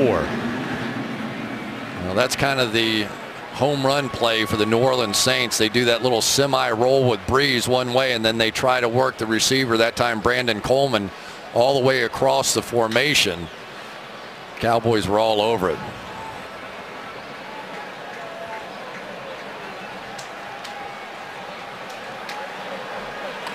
A little less than 11 minutes to go in regulation. Third down, 4. Breeze, like his opposite number tonight, a lot of short passes. This time the protection is good. The pass is caught, but going to the ground is Cooks right there, about 2 yards short of the first down. Morris Claiborne had him blanketed. You know, just a tremendous play by Claiborne on that one. That was a lot of pressure against the fastest player on the field. And Claiborne, who has seen his confidence grow as this year has gone along, he's hanging with this guy who can just absolutely fly. Yeah, he makes the catch, but it's going to bring up a 4th down, and Drew Brees is still out there. Well, it's a yard and a half, so either they're going to try to draw them offside. In the meantime, I think Brees is going to take a timeout here before he leads them up to the line with the ball at the 45-yard line. We go to Michelle. Well, Saints punter Thomas Morstead right now has ice on his right quadricep. He's been limping, so kicker Zach Hawker has been practicing punting on the sidelines. We'll see what happens there, but at the moment it doesn't look like Morstead's able to go anywhere. Wow, this is like MASH. MASH came out. I was going to say the same thing. Yeah, MASH is back. Man, I don't think there's any question. That's why they're going for it here, because with 10 minutes to go on the clock and the way these defenses have been playing, you think, man, we're going to go that way. Now they're going to change strategy up a little bit. At one time they had Andrus Peat in there. Bring him back off.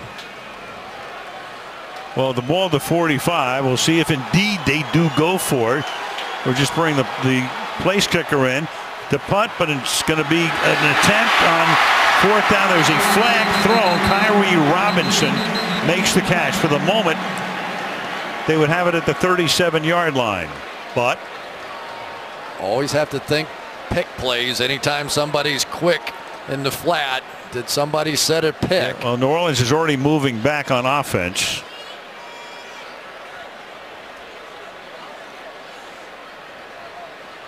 Barry Church was clearly the guy trying to get out there on coverage. Illegal use of the hands, hands to the face, number 24. Wow. Defense. That penalty is declined. The result of the play is a 1st down. Morris Claiborne, so no pick, no rub. Penalty against Dallas. Claiborne right at the top. Just right there, right to the face. Where it's sometimes, especially with those smaller receivers, they're right there in front of you, and that hand hits the wrong spot. Boy, defensive fouls in that situation, tough to live with. Even the Saints didn't know until the call was made, because their offense had been backing up. 1st down, this is Kyrie Robinson, and he gets tripped up. Nice tackle there by Damian Wilson, who's made his presence felt. Rookie out of University of Minnesota. Now that has been a terrific night tonight by Damian Wilson. Probably didn't expect to play very much at all. And here's one of the most elusive backs in the league, according to some elusiveness ratings that we have. And he makes the play in the open field. So that was big time. There wasn't a lot of help out there for him. That's the Pro Football Focus elusiveness ratings. C.J. Spiller is in the game, and he makes the catch and has a 1st down. Wilson with the coverage on the play. Yeah, it's hard to say if Drew Brees is healthy playing this game. I mean, the number of short throws that we've seen, and certainly we've seen him dissect defenses in this way, and maybe that's just what it is. And he's never going to tell anybody how he's feeling out there, but he has managed to fight his way through this game tonight just with his craftiness. Jason Witten just waiting his next turn on the sideline. Saints are already in field goal range, and now Brees is going to take another timeout. So he looked that one over, and the Saints now in a tie game are down to one timeout with 8.5 to play. Chase for the NASCAR playoffs is on NBC and NBCSN. Charlotte is the site. Saturday, 7 p.m. prime time. Friday, 7:30, the Xfinity Series from Charlotte coming up this week. NASCAR on NBC and NBCSN. Big hole, and exploiting it is Mark Ingram to make it a 1st and goal.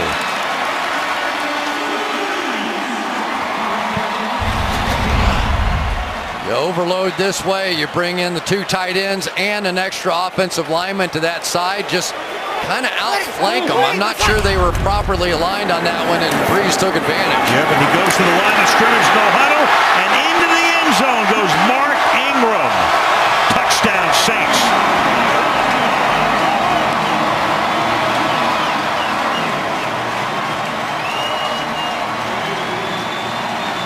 Great play calling by Sean Payton. They obviously have a problem. They come right back to it again. You see these guys right here? They're just outflanked.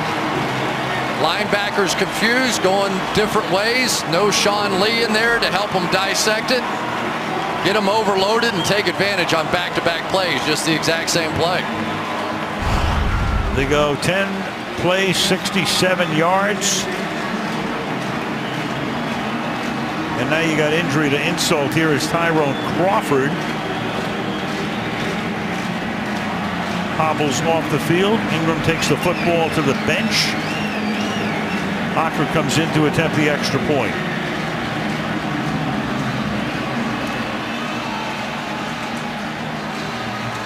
Of course, what they do is, with all scoring plays, just looking at it upstairs to make sure he got into the end zone.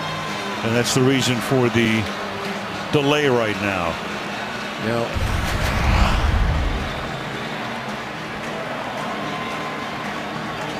See if he gets down. Thought he was in. I did too.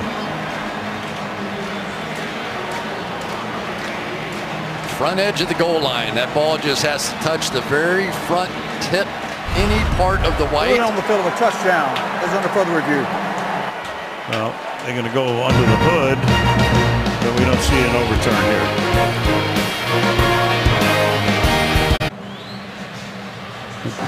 After reviewing the play, the ruling on the field has been changed. The runner was down at the 6-inch mark. We have put the ball in play, 2nd and goal on Dallas's hash mark. The game clock will start on my signal. So look at it again, and Chris, every week we've had either a butt, a buttocks, a tuchus, a derriere, or a posterior that has come into play. I am out of descriptions. Maybe something that's synonymous with donkey would be next. You tell me. I don't know. Everything now comes down to the backside. There you go. Which has probably become our nickname many years ago. You horses, you know what. Anyway, 2nd down and goal from just outside the goal line. Kyrie Robinson is the back. He has it, and that should be an official touchdown. So that gives the Saints the lead, but of course there's a flag on the play. That's in the end zone. Well away from the ball.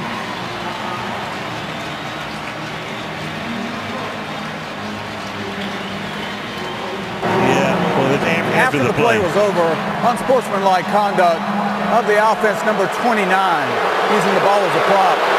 That foul will be assessed on the succeeding kickoff. That's Kyrie Robinson. Some sort of sign or whatever he did after he scored. I think if I were a coach in this league, I would tell my guys, listen, No leaping high fives. How many times have you seen a guy come down on his knee and get hurt? You walk over, hand the ball to the official. I know you guys want to have some fun, but there are just too many things that can go wrong because now the Cowboys are going to have a huge edge trying to come back to tie the game the other way. I mean, you had 2 season-ending injuries because of goofiness after the touchdown last year. You got all kinds of penalties that could be factored in, but Robinson can smile his way through it, I guess. Well, Austin Johnson, the fullback here, does his job perfectly. They set it up. It's going to be a one-on-one block on the outside. He's got to take care of his. It was Barry Church. They're just going to say, you got him, and then it's up to the back to make the cut. Well done by Austin Johnson.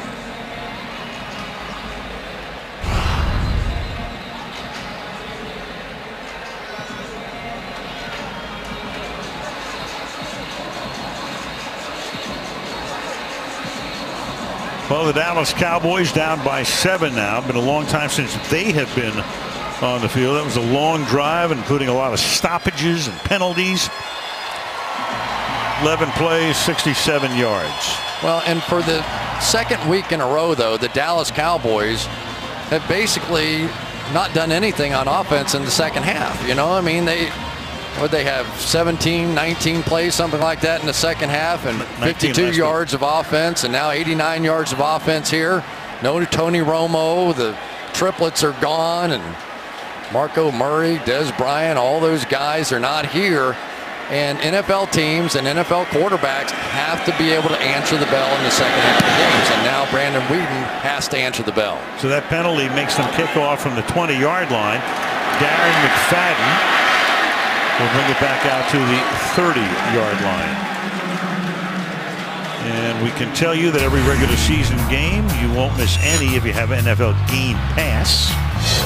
You can listen to Game Day Audio live, replay the games on demand, NFL.com/Game Pass. And you can sign up for a free trial. Mercedes-Benz Superdome. Hard to believe this place has been open since the mid-70s. 1975. A lot of championships decided here. A lot of exciting games. Yeah, Final Four's been played here. Super Bowls. And that's a 7-yard run by Darren McFadden. We go to Michelle again. Well, so many injuries for Dallas. I touched base with Tony Romo before the game down here on the field, and he said he's feeling good. He said the first 2 weeks of his rehab have gone, quote, really well, and while he doesn't want to put a timetable on it, he believes he is on schedule. Remember, he's on injured reserve, designated for return. He's eligible to return week 11 against the Dolphins. Al. All right, Michelle, fractured clavicle. He can come back. That would be November the 22nd in a game that would be in Miami, if he can come back for that one. 2nd down and 3. Now McFadden, and he gets taken down just, I think, a little short of the first down by Tyler Davison. The Saints, with some of these young players in there, have been pretty stout against the run. You know, they've got Kevin Williams and John Jenkins, but we've seen Bobby Richardson and Tyler Davison, and some of these young guys stand up big in some of these moments. 3rd and 1, and they got Christian Michael, who they picked up from Seattle. He's 5'10", he's 221. They bring him in as a short yardage guy. Can he get the first down? No, he can't. And that's a very inglorious Cowboy debut because Bobby Richardson, the rookie out of Indiana, sniffs it out, takes him down for a loss. 4th down. This is exactly what you see out of Bobby Richardson right here. You watch him on film enough, and he just falls into plays. He is a frenetic, high-energy football player. A little may have overrun that one, just spun his body back into it and made a solid hit and a huge play for the Saints. He has been terrific tonight.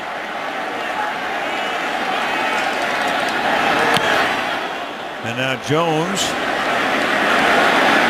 Good punt. Murphy backs up at the 10. Flag is thrown as he gets to the 15-yard line. So the Saints are going to start deep in their own territory as Breeze keeps loose along the sideline. Drew tonight 28 out of 33. 205 yards and that 1 touchdown coming early in the game. There is no foul on the play. The block is inside. All right, 5:44 to go in regulation. Saints have the ball up by a touchdown. Well, we go to the Big Apple next week to the Meadowlands, where the 49ers go into New York to take on the New York Giants, who all of a sudden now are right back in the thick of things after a staggering start. Green Bay beat the Niners today in Santa Clara 17-3, and the Giants went to Buffalo and won that game. And if Dallas does not come from behind in this one, the Giants and the Cowboys and Washington will all be 2-2 after the first quarter of the season. 5-yard gain here for Mark Ingram, 2nd and 5. Well, you tell me.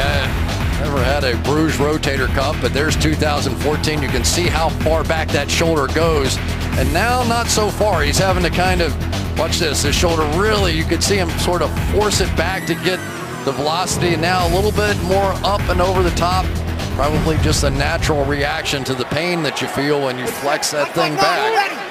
But he has sucked it up and performed very well tonight. 2nd and 5, and you're going to get a big stop coming up here for Dallas on 3rd and 2. Ingram. So New Orleans can now begin to milk some of the clock.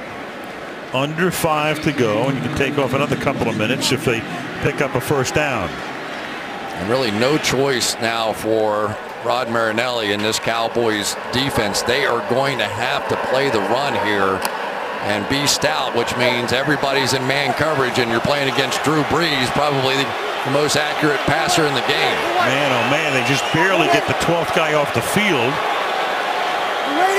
through the Cowboys. And Brees now under pressure throws, and that'll convert a first down, and that's Willie Snead breaking tackles. So Willie Snead, a guy we've been talking about tonight, through and through, has now caught 5 Brees passes tonight for 72 yards. A very effective big play there. Going to get, I think that's Ben Watson right up, and watch him here at the 2nd level. Just run his route. Perfectly clean, perfectly legal, nothing about it. But that is a veteran player, captain of the football team, something you'll never see on the stat page, making a winning play for the Saints. 20-yard gain, and they can take a lot of time off the clock now. Ticking down to 4:24. And that's caught, no, and then dropped. Incomplete, intended for Brandon Cooks. It'll be 2nd down and 10. Yeah, so now the opportunities are going to be available here because the Cowboys now in sellout mode. They are going to have as many bodies around that line of scrimmage as they can. The Saints are going to answer with their 2 tight end package and probably ride what took them into the end zone those last 2 plays on the last drive. 2nd down and 10 at the 43-yard line. Cut to the outside, Ingram, and he's out of bounds, and the Saints bench wants a flag for a face mask. That's very helpful to the Cowboys because you step out of bounds inside 5 minutes in the 4th quarter, the clock stops. So you have an incomplete pass and an out of bounds play, and that saved a lot of time for the Cowboys. Is it a face mask? Well, it gets underneath it. Right in front of the bench, but they didn't call it. That's Byron Jones. Crowd, of course, sees that on the big screen, and that's why you hear the cat calls. The 3rd down and 5. Another big, every stop now is going to be a big one for the Dallas defense. 3rd and 5. Blitz coming. Brees throws, and even tip and incomplete. Big stop. Cooks was the intended receiver. Claiborne covering 4th down. And remember, Morstead is hurt. So now you got to go to a backup guy to punt, and it's going to be Hocker, the place kicker. And the pressure by David Irving, a remarkable story. They just picked him up this week, but he was so impressive in pass rush drills that they decided to go ahead and give him a uniform, and there in the biggest moment, he comes up with the pressure that wins the day. So the place kicker has to punt because Morstead is hurt. His first career punt. Not terrible. Fair catch call for it. Actually, it's very good. At the 9-yard line by Cole Beasley. 44-yard kick by the smiling Zach Hocker. So 4:05, all the timeouts plus the 2-minute warning. The Dallas offense last week shut out. They were outscored 22-0. Only 19 plays in the second half last week, 20 tonight, only 4 first downs tonight, and they've been limited to a field goal. So they start at the 9-yard line, down by 7 points. I know he's not your #1 go-to guy, but Gavin Escobar is going to have some interesting matchups on the outside here. He's a big guy. He's a good receiver. Jerry Jones, I think on his radio show this week, saying we should get Escobar more into the flow. Meanwhile, that is knocked down at the line of scrimmage. It's John Jenkins who gets in there. 2nd down and 10.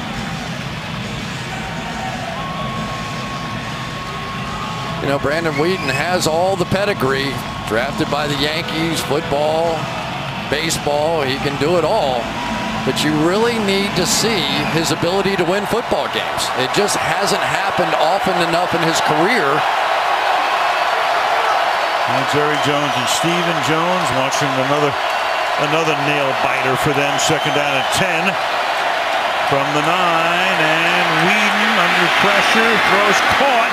That's a first down and a lot more to Terrence Williams. So Williams, who would be their #1 receiver right now, at least as far as the wideouts are concerned. Bryant hurt.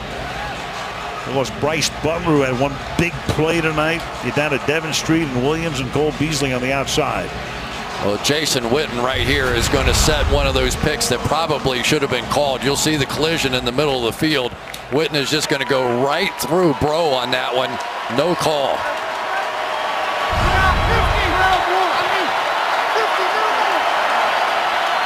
Up at the 33 for the Cowboys. First down.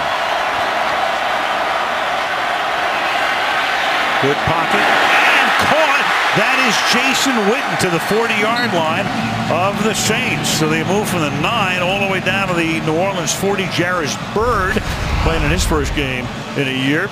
28-yard gain. He made the tackle. And this is the play they missed a week ago. That was the one throw they tried down the field, barely missed it.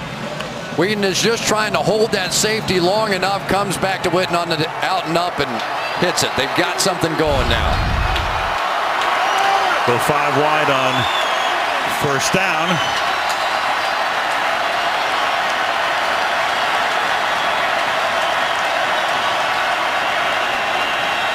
Four-man rush. That's caught. Beasley on the run. And Cole Beasley to the 20-yard line. Damian Swan makes the tackle. This reminds me of that Romo-led drive against the Giants on opening night. Absolutely. And what they've done is they've gone empty now, which is isolated these cornerbacks in space on the outside. So now it's becoming much easier reads for Brandon Wheaton. He just looks across the board, finds the matchup he wants, and more often than not, Cole Beasley in that tight man-to-man coverage is going to be able to get open. Now you get down to the red zone, it's an entirely different game. This is where experience really pays off. Four-man rush again. Going to the end zone. 2 guys tripping over each other. Bro and Terrence Williams. Incidental, incomplete, 2nd down. I think that was a pretty good no call that time by the officials. There was a lot of contact, but there really wasn't an advantage game going down the field. At the outside, take a look here. Contact as much initiated by Terrence Williams as by Bro.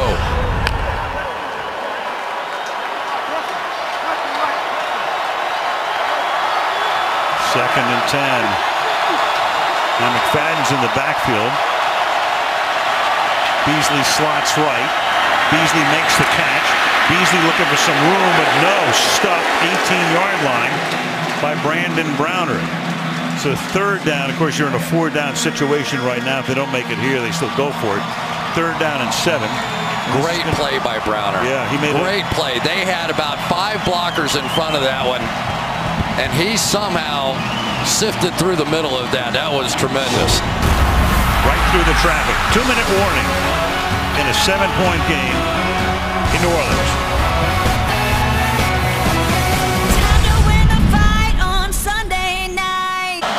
Volkswagen post-game report upcoming. Michelle on the field, stars of the game. Bob, Tony, and Mike will be with you. And we'll look ahead to next week's Sunday night game between San Francisco and New York. Scott Linehan offense, Rob Ryan defense. The play callers here on 3rd and 7 from the 17.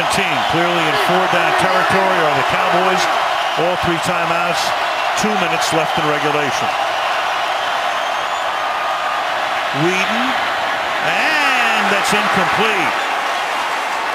Bro had a chance to pick it. Terrence Williams, the intended receiver, and he had to play, in effect, defense at the end of that play. Yeah, there wasn't much there for that throw. There were at least alternatives you could have tried. When you leave that ball hanging inside, almost no chance for the receiver to do anything but play defense, and now it comes down to one play. I'll be surprised if it's not Jason Witten or Cole Beasley in some way, shape, or form here. Got Street going to the left. Witten in the slot to the left. Escobar, receiver, looking toward Beasley, throwing to the corner, the end zone, and it is Williams who comes up with for the touchdown. Terrence Williams. So he goes to the other side, he goes to the right side, and they go 91 yards. And an extra point away from tying the game with 1:51. Well, Williams had not been able to get on the good side of Bro this entire night. Finally, he does. A little arm fighting there, really nothing, but makes the great catch on 4th down. Does that ball move? Not a bit. What an effort. Terrence Williams was beat up, not delivering as the go-to #1 receiver now, and here he is with the game on the line. I see no issues with that. Well, so interesting too, because those 2 guys were matching up, Williams and Bro on the left side. Then they go the other way, and of course it's being reviewed. And we understand it's just been confirmed as a touchdown. So now you're going to have the extra point to tie the game by Bailey. Most accurate kicker in the history of the National Football League at 90%. That's a kibosh if I've ever heard one. But here comes your extra point. Something he's never missed.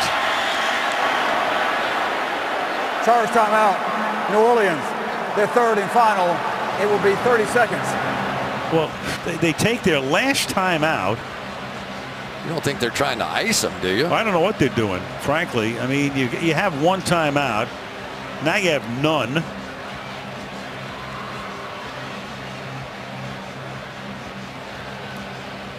Well, I think Peyton, you can read his lips, something that the ball hit the ground and it rolled. So he wanted the referee, Allen, to come over. There are no challenges inside 2 minutes, so there's nothing that Sean can do about this at this point. It's a scoring play. It gets reviewed regardless. But even if he wanted to challenge it, he couldn't. If that's not a catch, there's not a catch. Well, I mean, you can't lock it up any more than that. I think the officials had that one dead on. Well, now he calls a timeout to bring him over, but now he's out of timeouts. Now you get the extra point, and that ties the game. Crazy stuff. Somebody's going to leave here with a heartbreaking defeat tonight. Who knows? Meanwhile, you got Sean talking to Brad Allen. Ball hit the ground and rolled, I think is exactly what he said. I didn't see it that way. No, neither did I. I just didn't see it that way. Yep. And the officiating on that call for a receiver is so tough. Yeah. That if he did anything but completely lock this down, we have seen this a million times. I don't think that was ever out of his control. Well, of course, when you think about Dallas, you go back to Green Bay in the playoffs last year, and you think about Des Bryant. No doubt. And that call. But let's give credit to Brandon Whedon. That was tremendous to come off his own, what, 10-yard line, something like that? 9-yard line. Everything on the line and all the pressure of this franchise and Tony Romo and what's going to happen without him, for him to take this team 91 yards and deliver like that, terrific job.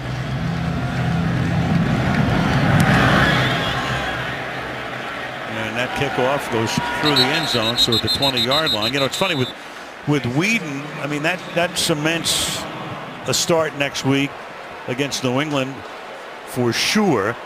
Remember, they traded for Matt Castle, so Castle's been in the camp for a couple of weeks. Could be activated. He wasn't active tonight. Activated tonight. Their backup quarterback, had they needed one tonight, was Kellen Moore. But they could have Castle activated maybe as early as next week. But Mr. Whedon did the job. Meanwhile, the Saints now no timeouts from the 20-yard line. But only needing a field goal, so plenty of time here. And Ingram, he's going to get stuffed at the 21-yard line. Now the Cowboys have all of their timeouts. Not that they're going to use them right here. You don't do it obviously on second down, but if it's third and long, you think about it.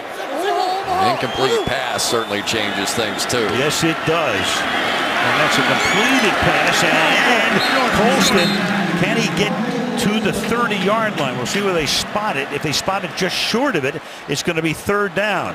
They will put it a little short of it. So it's third down and inches with 1:15. Huge swing play right here. And Ingram breaks a tackle in the backfield, picks up the first down.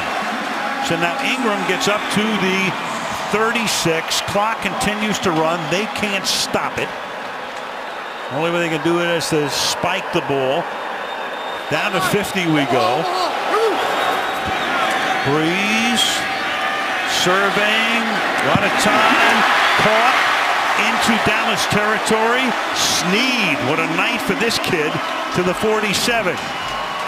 36, 35 and going down. Breeze now from the 47-yard line. Clean pocket again. Deep downfield. Caught. Brandon Coleman makes the catch to the 17-yard line. So clearly in field goal range. And now the Cowboys have to take a timeout. An exhausted pass rush out could never get close to Drew Brees. That was back-to-back plays with the game on the line. Didn't get off the line of scrimmage. Timeout. Dallas, they're first. Please reset the game clock to 24 seconds. The only way you hit this crossing route is if you have about 4.5 seconds. Watch the work of this offensive line. Nobody's close. Now you have time to wait for that second crosser to come across there. The next one is going to take time to develop as well. No one at the feet of Drew Brees at all. Watch the job by this offensive line. Big credit to Teron Armstead hanging in there all night long with that injured leg. He couldn't even walk at the end of the first half. So at the 17-yard line, that was Brandon Coleman's first catch of the night. He has 8 this season. Down to the 14 goes Ingram. And the Cowboys will take another timeout. Dallas, they're second. So New Orleans try to get to the line. They don't have to. So you got Coleman making one catch tonight. You got a guy named Snead. I'm sure everybody has Snead and Coleman in their fantasy leagues. Snead's caught 6 tonight for 89 yards. And Breeze trying to pull one out at the end. Well, and obviously Jason Garrett here thinking I want to have at least, 15 seconds, some kind of a chance going back the other ways. Otherwise, they're just going to run this thing down inside of 5 seconds and take a shot for the game winner.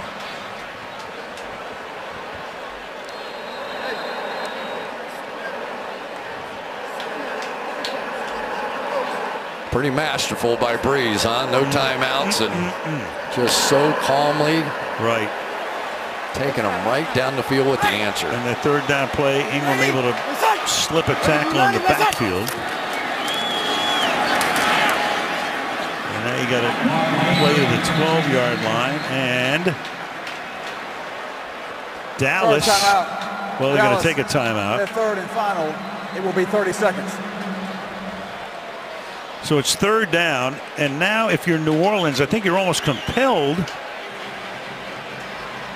to try a field. I'll tell you what, here's the dangerous thing here. If you run this play and it's fourth down, you can't spike it. and you got to get the field goal unit out there. There's no way. You have to kick it here at this point. Right. That's what I'm saying. 1,000% at this point. You got to kick it, even though Dallas is going to have a little time left on the clock. I know they'd like to milk it down to 0, but they can't. Well, and that's what Jason Garrett did. He had his timeouts remaining, and so he at least is going to have the opportunity here. So a 30-yard attempt. Drescher the snapper, McCown the holder. 7 for 8 on the year. Harker the kicker. Of course, if Dallas has a extra point block, this is the place for it. And the kick hits the upright. No good. It hits the upright.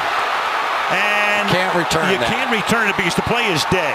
The play is dead. It hit the upright, which ends the play. So that's the end of that play with 12 seconds. 30-yard field goal. No good.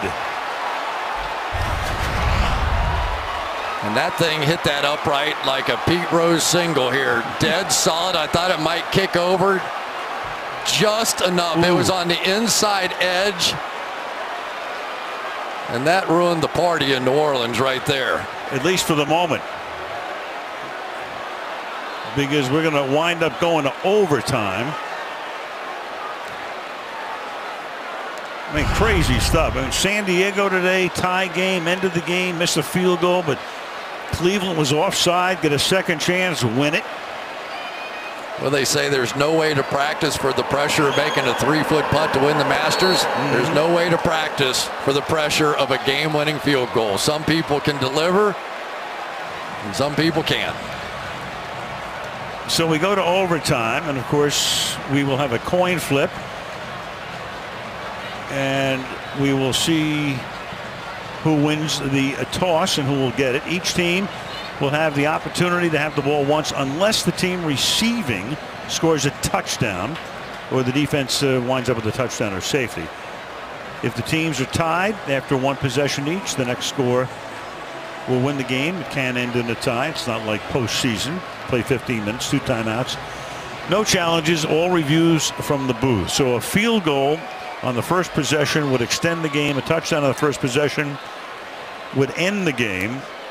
And if you don't score at all on your first possession, the other team gets it. We will now play one overtime period of up to 15 minutes in which each team will have the opportunity to possess the ball unless the team first possessing scores a touchdown or there is a safety. We will use fourth quarter timing rules. Each team is allowed 2 timeouts.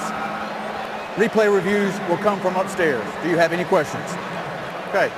The same coin as before. The shield is heads. The ribbon is tails. Dallas, I need your option. Tails. The call is tails. And it is heads. New Orleans. You will receive. You're going to kick this way. New Orleans turn around. They have won and will receive. Good luck, gentlemen. So instead of the game ending with a field goal, it ends with a doink, as Coach Madden liked to say, and we go to overtime. Back after these messages.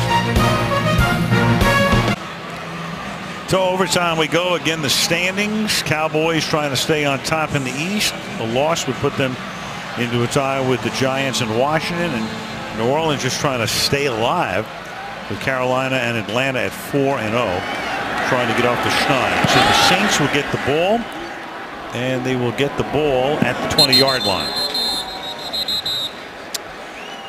So Breeze will lead that masterful drive. 279 yards tonight for him, and 1 touchdown pass. 8 and 9 in extra session games for number 9.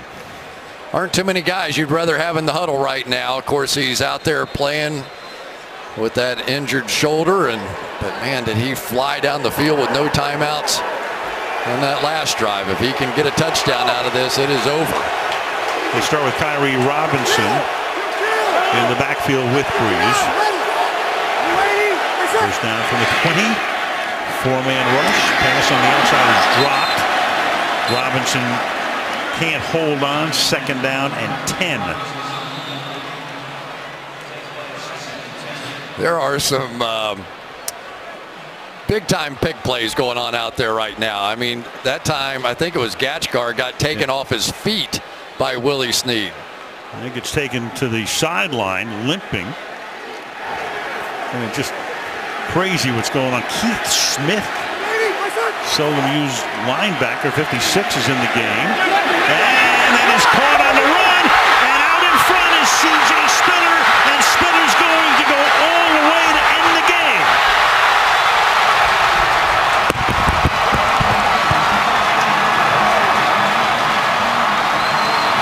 An 80-yard touchdown pass. Damian Wilson was covering on the play, and what a way for Drew Brees to come up with touchdown pass number 400.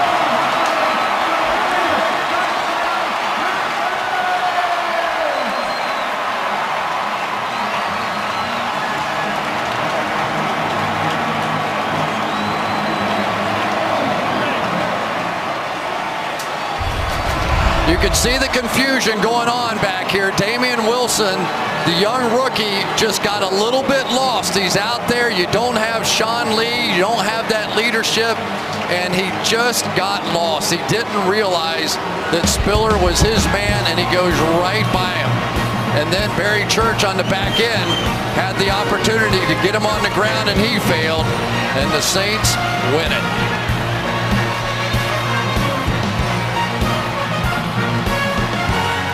Well, we talked about do or die. They do. And a heartbreaking loss for the Cowboys. 26-20 is our final score in overtime with the Volkswagen post-game report.